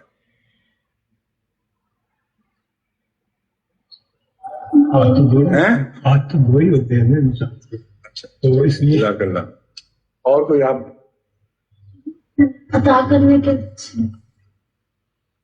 دونوں ہاتھ سے کیا مراد ہے؟ خیر اور شر دونوں۔ تقدیر خیر و شر، جزاک اللہ، بالکل ٹھیک۔ خدا کی تقدیر خیر و شر مراد ہے۔ اللہ دے بھی سکتا ہے، لے بھی سکتا ہے، جسے چاہے عطا کرے، جس سے چاہے چھین لے، ٹھیک ہے؟ یہ نہیں کہا تھا، یہ فرد نے کہا، آپ نے نہیں کہا۔ مطلب یہی تو میرا ہاں مطلب ٹھیک، مطلب ٹھیک ہے۔ اچھا جی، بل یداہ مبسوطتان ينفق کیف یشاء، وہ جس طرح چاہتا ہے خرچ کرتا ہے۔ وَلَيَزِيدَنَّ كَثِيرًا مِّنْهُمْ مَا أُنزِلَ إِلَيْكَ مِن رَّبِّكَ طُغْيَانًا وَكُفْرًا، لیکن ساتھ ہی یزیدن کثیرا منہم ما انزل الیک من ربک طغیانا وکفرا، جو خدا کی طرف سے تجھ پر عطا کیا جا رہا ہے، تجھے عطا کیا جا رہا ہے، وہ ان کے نقصان کا موجب بن رہا ہے۔ تو اللہ کے دو ہاتھ ساتھ ساتھ کام کرتے ہوئے دکھائی دے رہے ہیں۔ ایک ہاتھ ہے بالارادہ عطا کر رہا ہے، دوسرا ہاتھ ہے جو اس عطا کے نتیجے میں لوگوں کے ظلم کی وجہ سے وہ عطا لوگوں کے لیے نقصان کا موجب بن رہی ہے۔ یعنی خدا نے خود براہ راست ان کو نقصان نہیں پہنچایا، لیکن تقدیر کام کرتی ہے جب ایک آدمی کسی عطا سے ناجائز فائدہ اٹھائے یا ناجائز استعمال کی کوشش کرے یا اعراض کر لے، اسے قبول ہی نہ کرے، تو جس نقصان میں وہ مبتلا ہوتا ہے وہ بھی تقدیر الہی ہے، اور یہ اس کی تقدیر شر ہے، ورنہ اس کی طرف سے شر کوئی نہیں پھوٹتا۔ ان معنوں میں شر اس کی طرف منسوب ہوتا ہے کہ لوگ اپنے لیے اس کی تقدیر سے فائدہ نہ اٹھا کر شر پیدا کر لیتے ہیں۔ ينفق کیف یشاء، وہ عطا فرماتا ہے جس طرح چاہتا ہے، خرچ کرتا ہے جیسے چاہتا ہے۔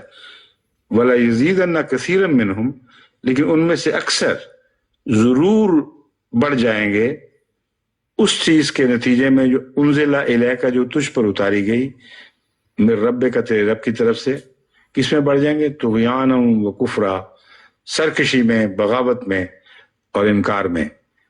والقینا بینہم العداوۃ والبغضاء، اور ہم نے ان کے درمیان دشمنی اور بغض ڈال دیا، الی یوم القیامت، قیامت کے دن تک۔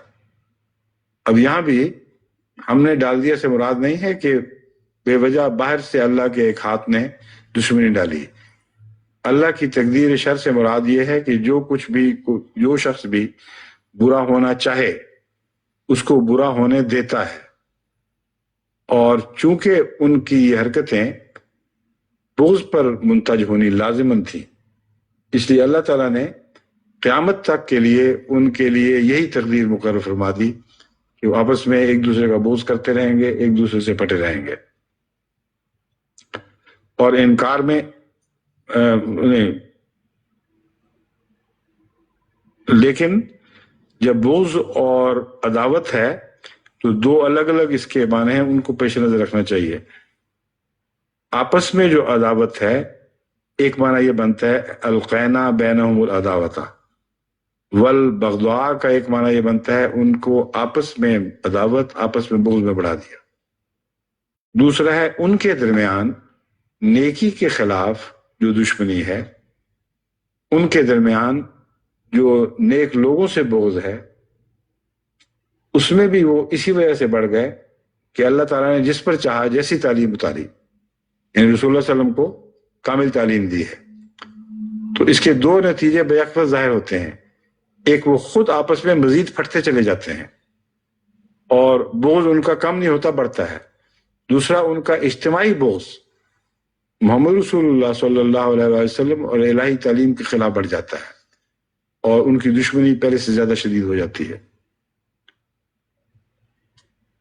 کلما اوقدوا نارا للحرب، اب اس کا جواب یہ دیا گیا ہے کہ جب کبھی بھی وہ لڑائی کی آگ بھڑکائیں گے اور مخالفت کی آگ جلائیں گے، اطفا اللہ اسے بجھا دیا کرے گا۔ مومنوں کے بس میں تو نہیں کہ ان کی مخالفت اور لڑائیوں کی بھڑکی ہوئی آگ کا مقابلہ کر سکیں، مگر اللہ اسے بجھا دیا کرے گا۔ وَيَسْعَوْنَ فِي الْأَرْضِ فَسَادًا، جبکہ وہ زمین میں فساد کرتے پھریں گے، اور یہی ان کا پیشہ ہے، وہ کرتے رہیں گے فساد۔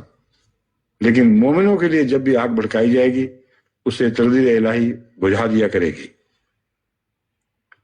واللہ لا يحب المفسدین، اور اللہ تعالیٰ مفسدوں سے محبت نہیں کرتا۔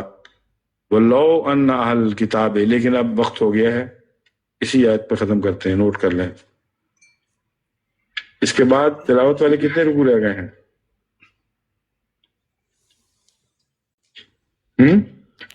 کیا اس کے بعد نئی تلاوت ہونے کی؟ کافی ہے، صحیح کور کیے، کتنے اندازہ لگا؟ اچھا، السلام علیکم ورحمۃ اللہ، باقی پھر انشاءاللہ آئندہ ہوگا یہ کافی۔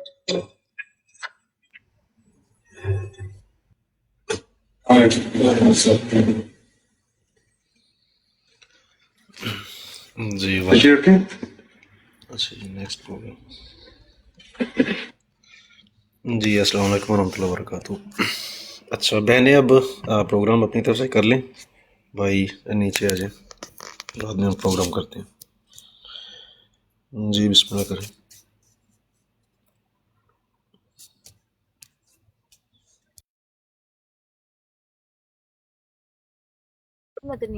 السلام علیکم ورحمۃ اللہ۔ وعلیکم السلام ورحمۃ اللہ۔ وعلیکم السلام ورحمۃ اللہ۔ سب سسٹرز آ گئی ہیں؟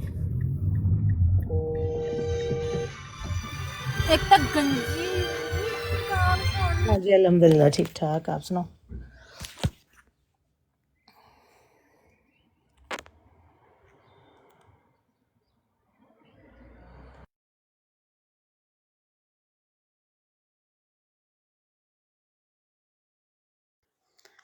میں نے یہ پوچھنا تھا، یہ کمنٹس آف کیے ہوئے ہیں یا ویسے میری طرف سے شو نہیں ہو رہے کمنٹس؟ نہیں، وہ میرے خیال آف کیے ہوئے ہیں۔ آف کیے ہوئے ہیں، چلیں اس لیے میں دیکھ رہی تھی۔ میں نے بھی پوچھنا تھا کہ میں نے سمجھا شاید میرے والے کے فون کے ہاں اوپر جی، کوئی وہ بھی مسئلہ آ گیا ہے۔ جی وہی میں نہیں، دیکھ رہی سب میں کے کہ بند ہیں۔ شاید ٹھیک ہو گیا۔ لگتا ہے پھر کسی نے زیادہ تو نہیں پیار دے دیا کہ کمنٹ ہی آف ہو گئے ہیں۔ ہاں جی کافی پیار ہوا ہوگا کل کا، میں نے بھی دیکھا ہے، بلکہ مجھے وہ کوئی مسئلہ ہوا ہے؟ السلام ہاں جی، علیکم۔ وعلیکم السلام ورحمۃ اللہ۔ وعلیکم السلام ورحمۃ اللہ۔ میں بھائی سے بات کر رہی ہوں، بھائی بتا دیں گے کہ کمنٹ آپ نے آف کیا یا پیچھے سے کوئی مسئلہ ہو رہا ہے؟ جی آپ ہاں بالکل، بس اپنے جو ہیں وہ اعتراض سے باز نہیں آتے. میں تو کوئی بات جو ہے نا اس کو یہاں پہ نہیں، کوشش تو میری یہی ہے کہ جو خلیفہ رابع ان کے پیغام کو زندہ کیا جائے، ٹھیک ہے نا. تو چونکہ اپنے جو ہیں وہ باز نہیں آتے ہیں، تو پہلے بھی آپ کو پتا ہے کہ میں نے اس پروگرام کو سیپریٹ کر دیا تھا. اب وہ ان کے باوجود بھی ان کی طرف سے پھر ازر ہے. میں نے کہا چلے میں جہاں تک ہو سکتا ہے میں اپنی کوشش کر سکتا ہوں کہ اس کو فعال بنایا جائے تاکہ اس پیغام کو ہم کسی نہ کسی رنگ میں دوسروں تک پہنچا سکیں. لیکن جب اپنے ہی اس حد تک پہنچ جائیں تو پھر پھونک پھونک کے قدم رکھنا پڑتا ہے. اب میں کیا کہہ سکتا ہوں. بھائی پتہ ہے میں کیا سمجھتی ہوں، جب اپنے آ کے کچھ کرنا شروع سٹارٹ کرے نا، ہمارا کام دنیا کے سامنے اپنا پیغام جماعت احمدیہ کا پہنچانا ہے، تو ان کو ایک سائڈ پہ بلاک کر کے لگا دیں.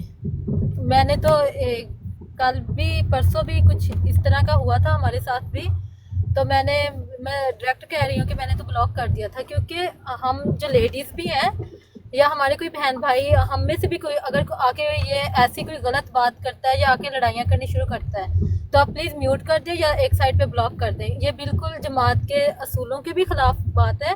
اگر ہمیں حضرت صاحب کی طرف سے اتنی سی اجازت مل گئی ہے تو ہم لوگوں کو چاہیے اس کو احسن رنگ میں پورا کرنے کی، کیونکہ جو ہے خدمت خلق ہوتی ہے. یہ کہتے ہیں کہ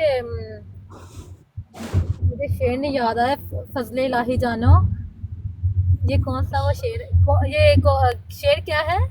خدمت دین کو ایک فضل الہی جانو، خدمت دین کو ایک فضل الہی جانو، اس سے بڑھ کر اس کے کے بدلے میں کبھی طالب انعام نہ ہو. بالکل یہ نا وہ والی بات ہے کہ اگر ہمیں اللہ تعالیٰ نے توفیق عطا فرمائی ہے یا ہمارے تمام بہن بھائیوں کو جن کو بھی اس چیز کی توفیق ملی ہے، تو وہ پیغام کو احسن رنگ میں کریں، پیغام کو پہنچائیں، بجائے یہاں پہ آ کے لڑائیاں کرنی ہے تو پلیز آپ لوگ سائڈ پہ ہو جائیں. کوئی یہاں پہ آپ کا رشتہ دار یا گھر کا کوئی فیملی ممبر نہیں ہے. اگر آپ لوگ کسی کو عزت دے نہیں سکتے تو اس کی عزت بھی خراب نہ کریں. In 600 meters, turn right on Strachan Avenue using the right lane. تو میں اپنے متعلق بھی یہ کہتی ہوں، کیونکہ مجھے خود بھی اس طرح کے جو خود انسان کسی کے لیے رول رکھتا ہے تو اس کو اوپر خود بھی اپلائی کرنے سب سے پہلے ضروری ہوتے ہیں. کہ اگر ہم خود بھی آگے اس قسم کی کوئی حرکت کسی کے ساتھ کرتے ہیں تو آپ بے شک ہم لوگوں کو بھی میوٹ کر سکتے ہیں اور بلاک بھی کر سکتے ہیں. اگر ہم بار بار وہ غلطی دہراتے ہیں، ایک دفعہ کہنے کے باوجود اگر ہم نہیں منع ہو رہے. جزاک اللہ. تو ہم پھر تلاوت کرتی ہوں میں.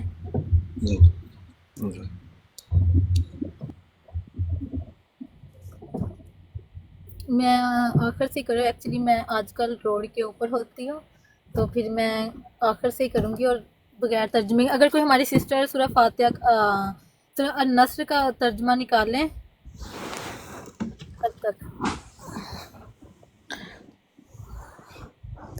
اعوذ باللہ من الشیطان الرجیم،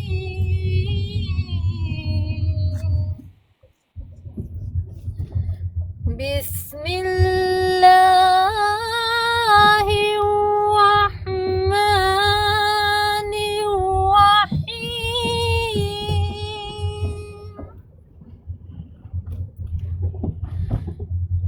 اذا جاء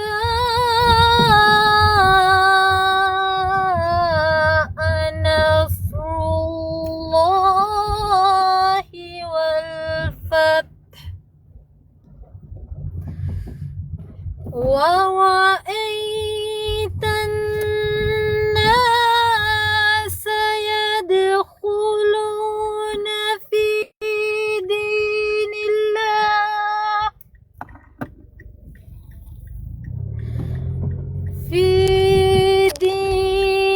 اللَّهِ أَفْوَاجًا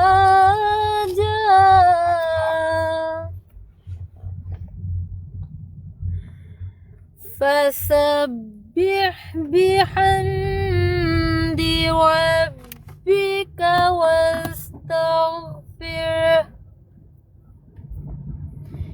إِنَّهُ كَانَ توابا. جزاکم اللہ. میں جی ترجمہ پڑھ دوں اس کا؟ جی جی جزاک اللہ. میں اللہ کا نام لے کر جو بے حد کرم کرنے والا اور بار بار رحم کرنے والا ہے پڑھتا ہوں. جب اللہ کی مدد اور کامل غلبہ آ جائے گا تو اس بات کے آثار دیکھ لے گا کہ اللہ کے دین میں لوگ فوج در فوج داخل ہوں گے. اس وقت تو اپنے رب کی تعریف کے ساتھ ساتھ اس کی پاکیزگی بیان کرنے میں بھی مشغول ہو جائیو، اور مسلمانوں کی تربیت میں جو کوتاہیاں ہوئی ہوں ان پر اس خدا سے پردہ ڈالنے کی دعا کیجیو. وہ یقیناً اپنے بندے کی طرف رحمت کے ساتھ لوٹ کر آنے والا ہے. جزاک اللہ. جزاک اللہ، بہت شکریہ. جی ماماز چینل، السلام علیکم ورحمۃ اللہ. وعلیکم السلام ورحمۃ اللہ. جی آپ حدیث پڑھ دیں. ہاں جی، ایک سیکنڈ میں نکال رہی ہوں.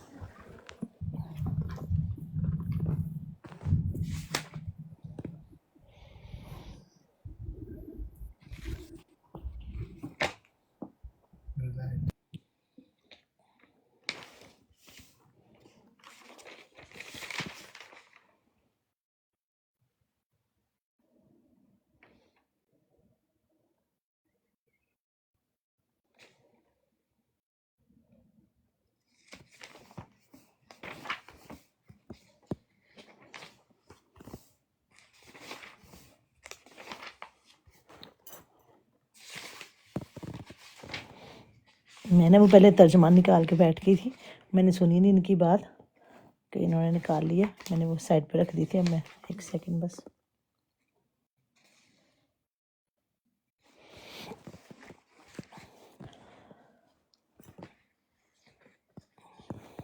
اللہم صلی علی محمد وعلی آل محمد کما صلیت علی ابراہیم وعلی آل ابراہیم انک حمید مجید.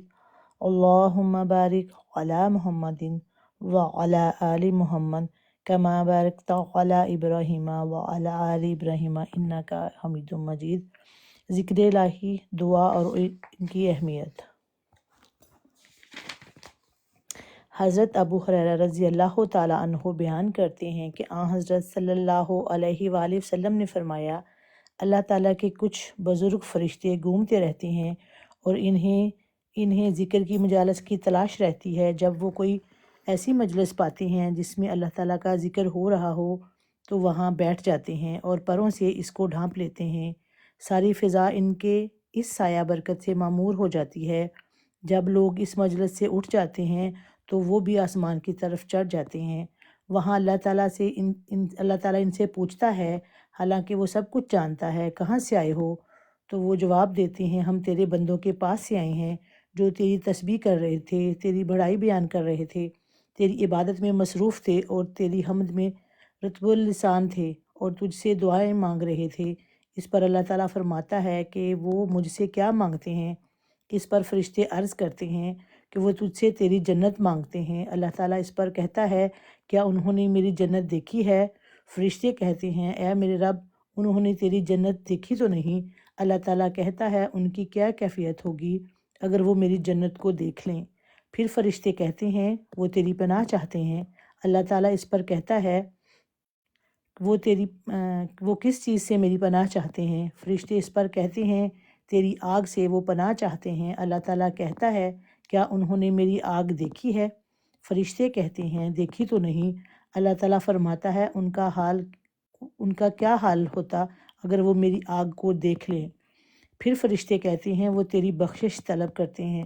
اس پر اللہ تعالیٰ کہتا ہے، میں نے انہیں بخش دیا اور انہیں وہ سب کچھ دیا جو انہوں نے مجھ سے مانگا، اور میں نے ان کو پناہ دی جس سے انہوں نے میری پناہ طلب کی. اس پر فرشتے کہتے ہیں، اے ہمارے رب، اس میں فلاں غلط کار شخص بھی تھا.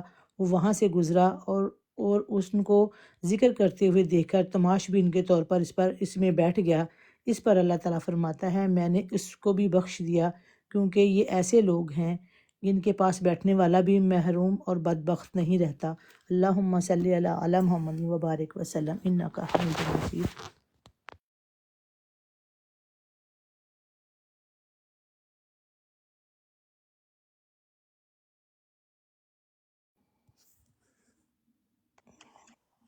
السلام علیکم. میرے خیال تنی کے یہاں کوئی نیٹ کا مسئلہ ہے. چلے میں نظم پڑھ دیتی اتنی دیر.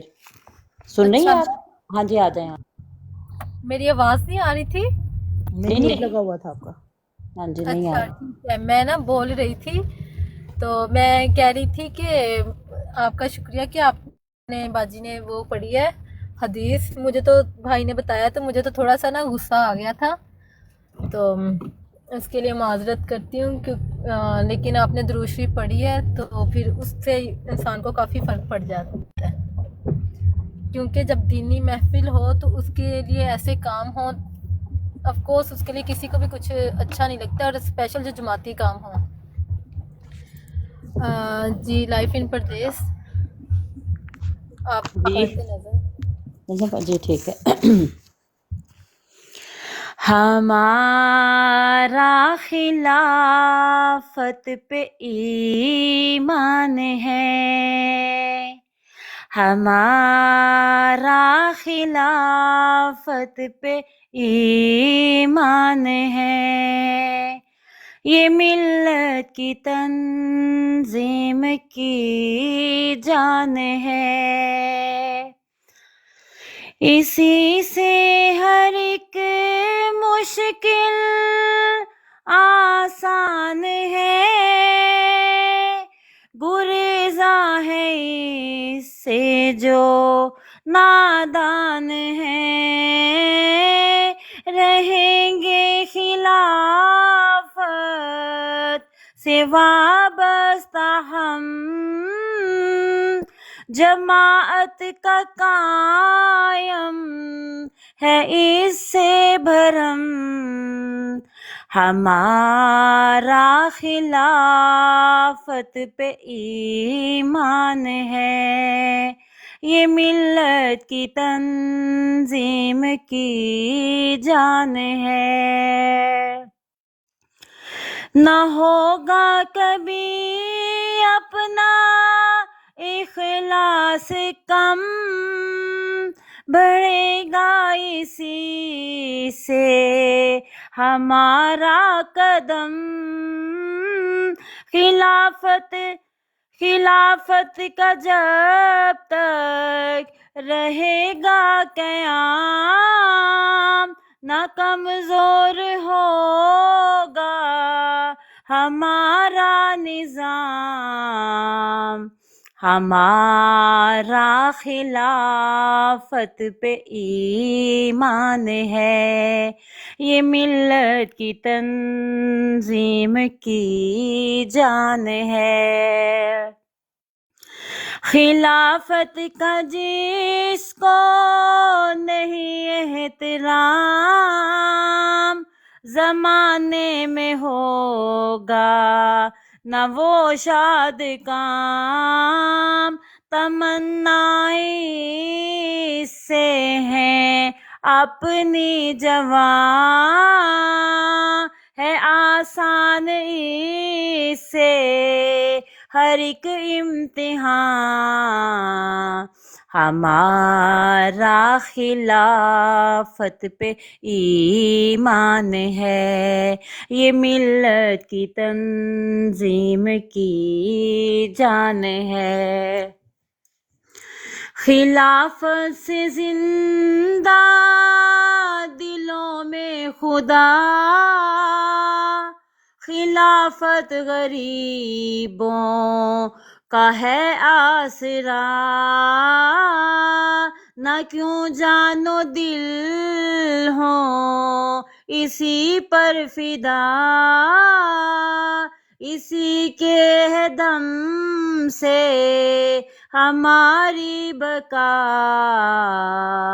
ہمارا خلافت پہ ایمان ہے، یہ ملت کی تنظیم کی جان ہے، یہ ملت کی تنظیم کی جان ہے. جزاک اللہ. جزاک اللہ، بہت شکریہ آپ کا. میں نے نا ایک دفعہ اس کے اوپر دجال کے اوپر وہ کی تھی تو اس کا تھوڑا سا حصہ پڑا تھا، آج نا میں اس کا بقایا آپ کو سناتی ہوں. آواز آ رہی ہے میری؟ یا میں پھر جی آ رہی ہے آپ کی آواز. ٹھیک ہے.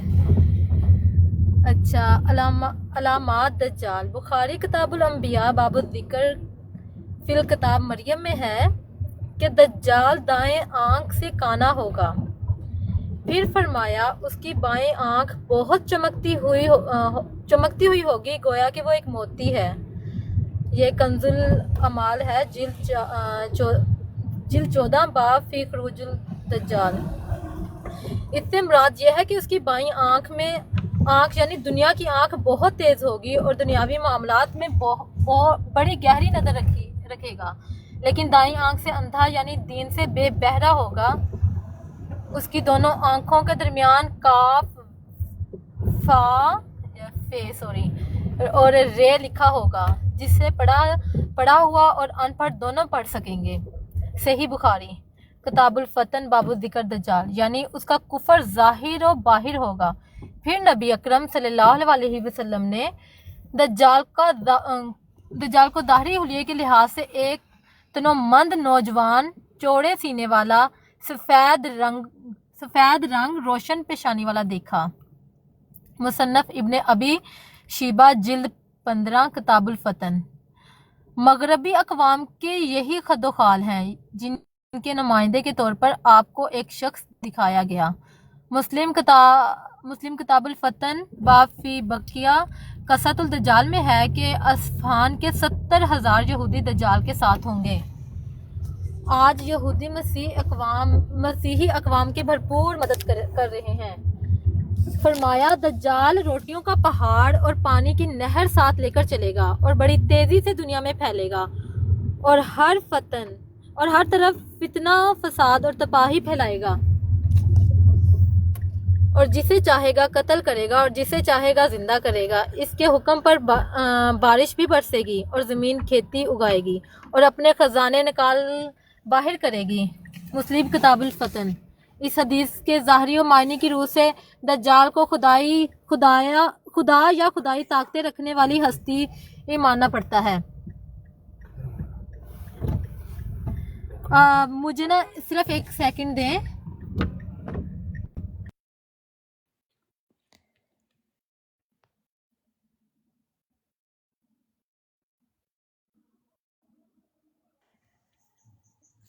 اور اتنی دیر میں محمد چینل آپ نے کچھ پڑھنا تو آپ پڑھ لیں. ہاں جی، میں نے کہا ان کی وہ تنی صاحبہ کی بات وہ پھر آدھے میں رہ جائے گی، تو اس وجہ سے میں کہہ وہ رہی مقصود یہ کہ میں کہہ رہی ہوں کہ خاموش نہ ہوں پھر. ہوں. بھائی آپ نے اگر کچھ کہنا ہے تو آپ کہہ لیں اتنی دیر میں.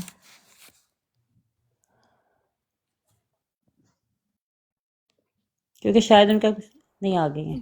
آ گئی ہوں، سوری. اس حدیث کے ظاہری و معنی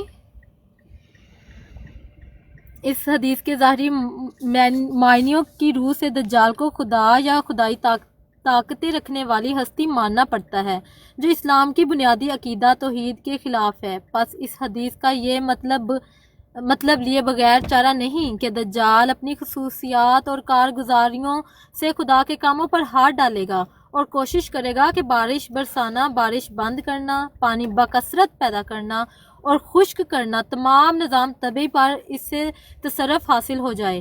روٹیوں کے پہاڑ اور پانی کی نہر ساتھ ہونے میں ایک طاقتور مغربی قوموں کے کل دنیا پر اقتصادی اور معاشی اقدار اور غلبے کا ذکر ہے.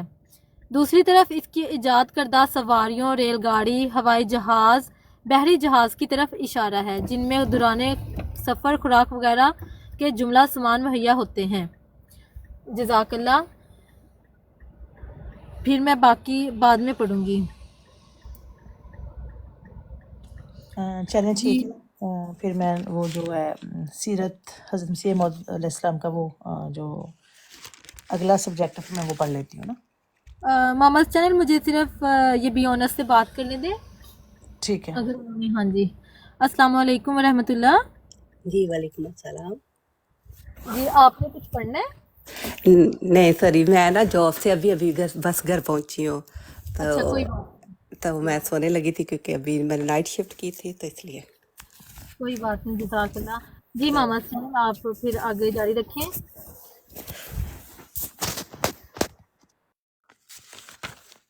بسم اللہ الرحمن الرحیم نحمدہ و نصلی علی رسولہ الکریم۔ سیرت حضرت مسیح موعود علیہ الصلوۃ والسلام۔ اخبار غیبیہ اور سلسلہ الہامات کی کثرت۔ اس کتاب میں حضرت مسیح موعود علیہ الصلوۃ والسلام نے اپنے بعض الہامات بھی لکھے ہیں، جن میں سے بعض کا بیان کر دینا یہاں مناسب ہوگا، کیونکہ بعد کے واقعات سے ان کے غلط یا درست ہونے کا پتہ لگتا ہے۔ دنیا میں ایک نذیر آیا، پر دنیا نے اسے قبول نہ کیا، لیکن خدا اسے قبول کرے گا اور بڑے زور آور حملوں سے اس کی سچائی ظاہر کر دے گا۔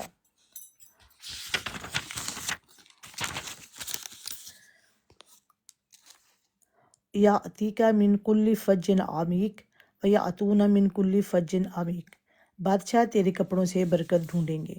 یہ وہ الہامات ہیں جو براہین احمدیہ 1884 میں شائع کیے گئے تھے، جبکہ آپ دنیا میں ایک قسم پرس آدمی کی حالت میں تھے، لیکن اس کتاب کا نکلنا تھا کہ آپ کی شہرت ہندوستان میں دور دور تک پھیل گئی اور بہت لوگوں کی نظریں مصنف براہین احمدیہ کی طرف لگ گئیں کہ یہ اسلام کا کشتی بان ہوگا اور اسے دشمنوں کے حملوں سے بچائے گا، اور یہ خیال ان کا درست تھا، لیکن خدا تعالیٰ اسے اور رنگ میں پورا کرنے والا تھا، اور واقعات یہ ثابت کرنے والے تھے کہ جو لوگ ان دنوں ان پر جان فدا کرنے کے لیے تیار ہو گئے تھے، وہی ان کے خون کے پیاسے ہو جائیں گے اور ہر طرح سے ان کو نقصان پہنچانے کی کوشش کریں گے، اور آپ کی قبولیت کسی انسانی امداد کے سہارے نہیں بلکہ خدا تعالیٰ کے زبردست حملوں کے ذریعہ سے مقدر تھی۔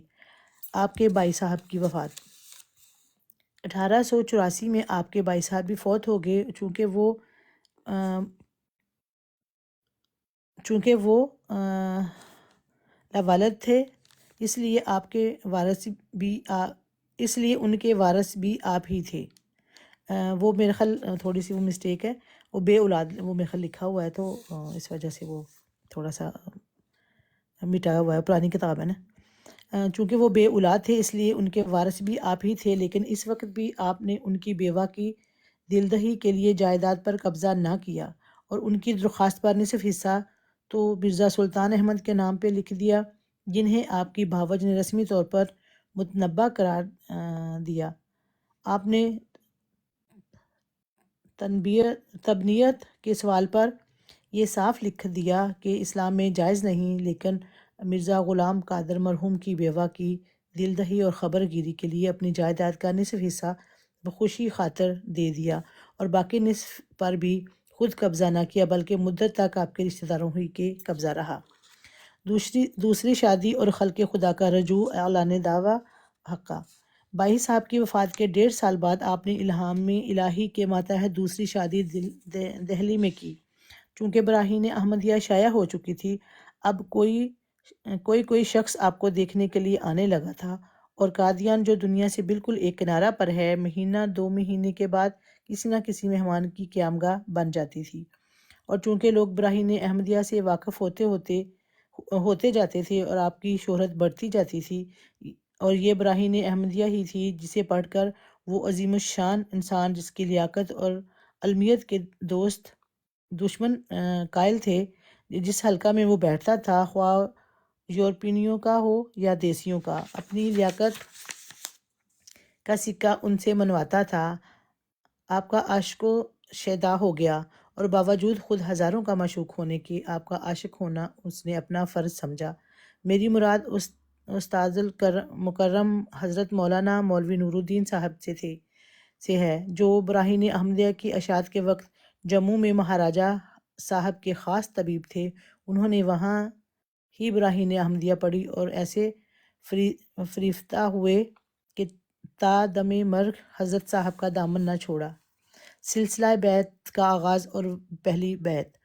غرض براہین احمدیہ کا اثر رفتہ رفتہ بڑھنا شروع ہوا، اور بعض لوگوں نے آپ کی خدمت میں درخواست کی کہ آپ بیعت لے لیں، لیکن آپ نے بیعت لینے سے انکار کیا اور یہی جواب دیا کہ ہمارے سب کا کام خدا تعالیٰ کے ہاتھ میں ہے، حتیٰ کہ 1888 کا دسمبر آ گیا جبکہ آپ کو الہام کے ذریعے لوگوں سے بیعت لینے کا حکم دیا گیا۔ پہلی بیعت 1899 میں لدھیانہ کے مقام پر، جہاں میاں احمد جان نامی ایک مخلص تھے، उनके मकान पर हुई और सबसे पहले हज़रत मौलाना मौलवी नूरुद्दीन रज़ी अल्लाह ताला अन्हो ने बैत की। उस दिन 40 के करीब आदमियों ने बैत की। इसके बाद आहिस्ता आहिस्ता लोग बैत में शामिल होना शुरू हुए। जज़ाकमुल्लाह। जज़ाकल्ला। चलो मैं उतनी देर एक पंजाबी नज़म है वो पढ़ देती हूँ क्योंकि तनी साहिबा अभी बिजी हैं, क्योंकि मैं आप वही हैं। ठीक है, पंजाबी नज़म है। जे कोई होर मेहदी आया है ते दसो। बोचाल आए तौन कीती तबाही, किदी चन सूरज ने दिती गवाही, किसे होर दावा सुनाया ते दसो, कोई होर मेहदी जे आया ते दसो। हदीसां दी पूरी होई पेश गोई, कसर रह गई हुण ते बाकी न कोई। हदीसां दी पूरी होई पेश गोई, कसर रह गई हुण ते बाकी न कोई। जे बेवक्त है शोर पाया ते दसो, कोई होर मेहदी जे आया ते दसो। जे बेवक्त है शोर पाया ते दसो, कोई होर मेहदी जे आया ते दसो। नाथम ही बचिया न लेखू न डोई, मुकाबल ते आया जो बचिया न कोई। ना आथम ही बचिया न लेखू न डोई, मुकाबल ते आया जो बचिया न कोई। खुदा जे किसे नू बचाया ते दसो, कोई होर मेहदी जे आया ते दसो। खुदा जे किसे नू बचाया ते दसो, कोई होर मेहदी जे आया ते दसो।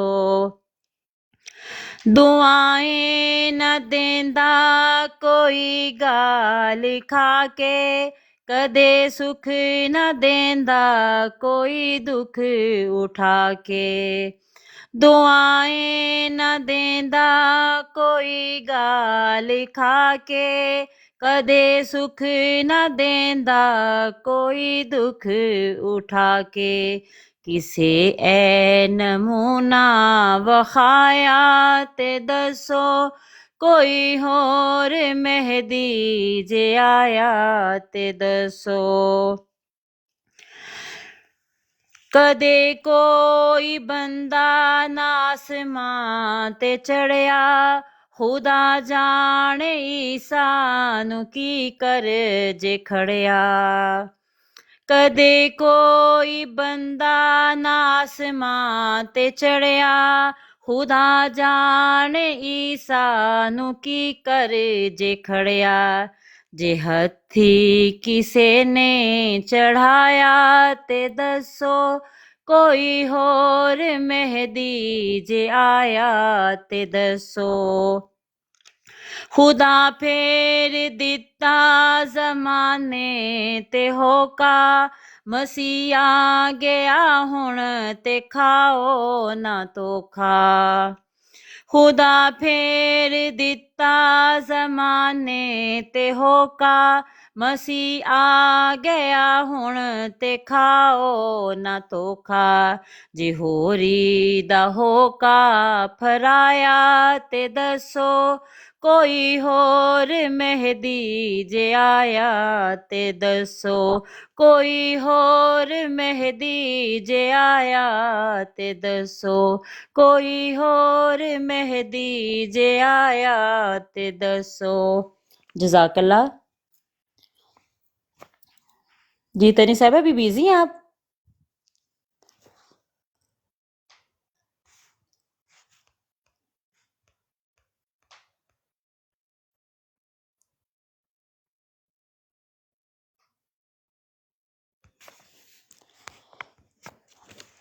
ساری بہنیں چلی گئی آج تو،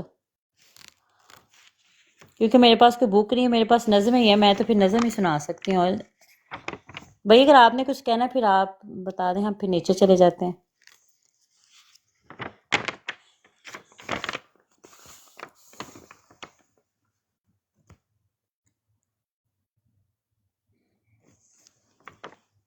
السلام علیکم. وہ انا بھائی دکھ رہے ہیں کہ بہنوں کے پروگرام کے بعد براڈ بند کرنی ہے، جی ان جی. کو کوئی ضروری کام ہے.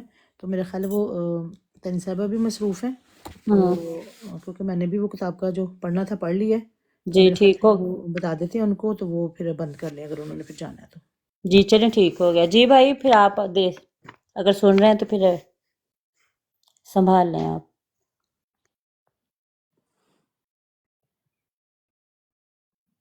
مجھے لگ رہا ہے وہ بھی بیزی ہیں. جی جی جزاک اللہ، بہت شکریہ. ٹھیک ہے، بہت شکریہ سب بہنوں کا. کوئی ایسی بات نہیں ہے، مجھے ایک ضروری کام ہے، تو اس وجہ سے میں نے کسی کام سے باہر مجھے جانا ہے، چلیں تو اب براڈ کو پھر میں نے بند کر دینا. ٹھیک ہے، جی بھائی اگر اوکے مزید اوکے. کنٹینیو کرنا ہے تو آپ کر سکتی ہیں، اگر نہیں نہیں ویٹ بھائی، کرنا ہے کیونکہ بہن. وہ دیکھیں تنی صاحب بیزی ہیں، سارے چلیں گے تو پھر انشاءاللہ کل انشاءاللہ تعالیٰ آئیں گے پھر. چلیں ٹھیک ہے، جزاک اللہ، اوکے بہت شکریہ. ٹھیک ہے، السلام علیکم ورحمۃ اللہ. وعلیکم السلام ورحمۃ اللہ. جزاک اللہ سب دوستوں کا، بہنوں کا بہت شکریہ. السلام علیکم ورحمۃ اللہ.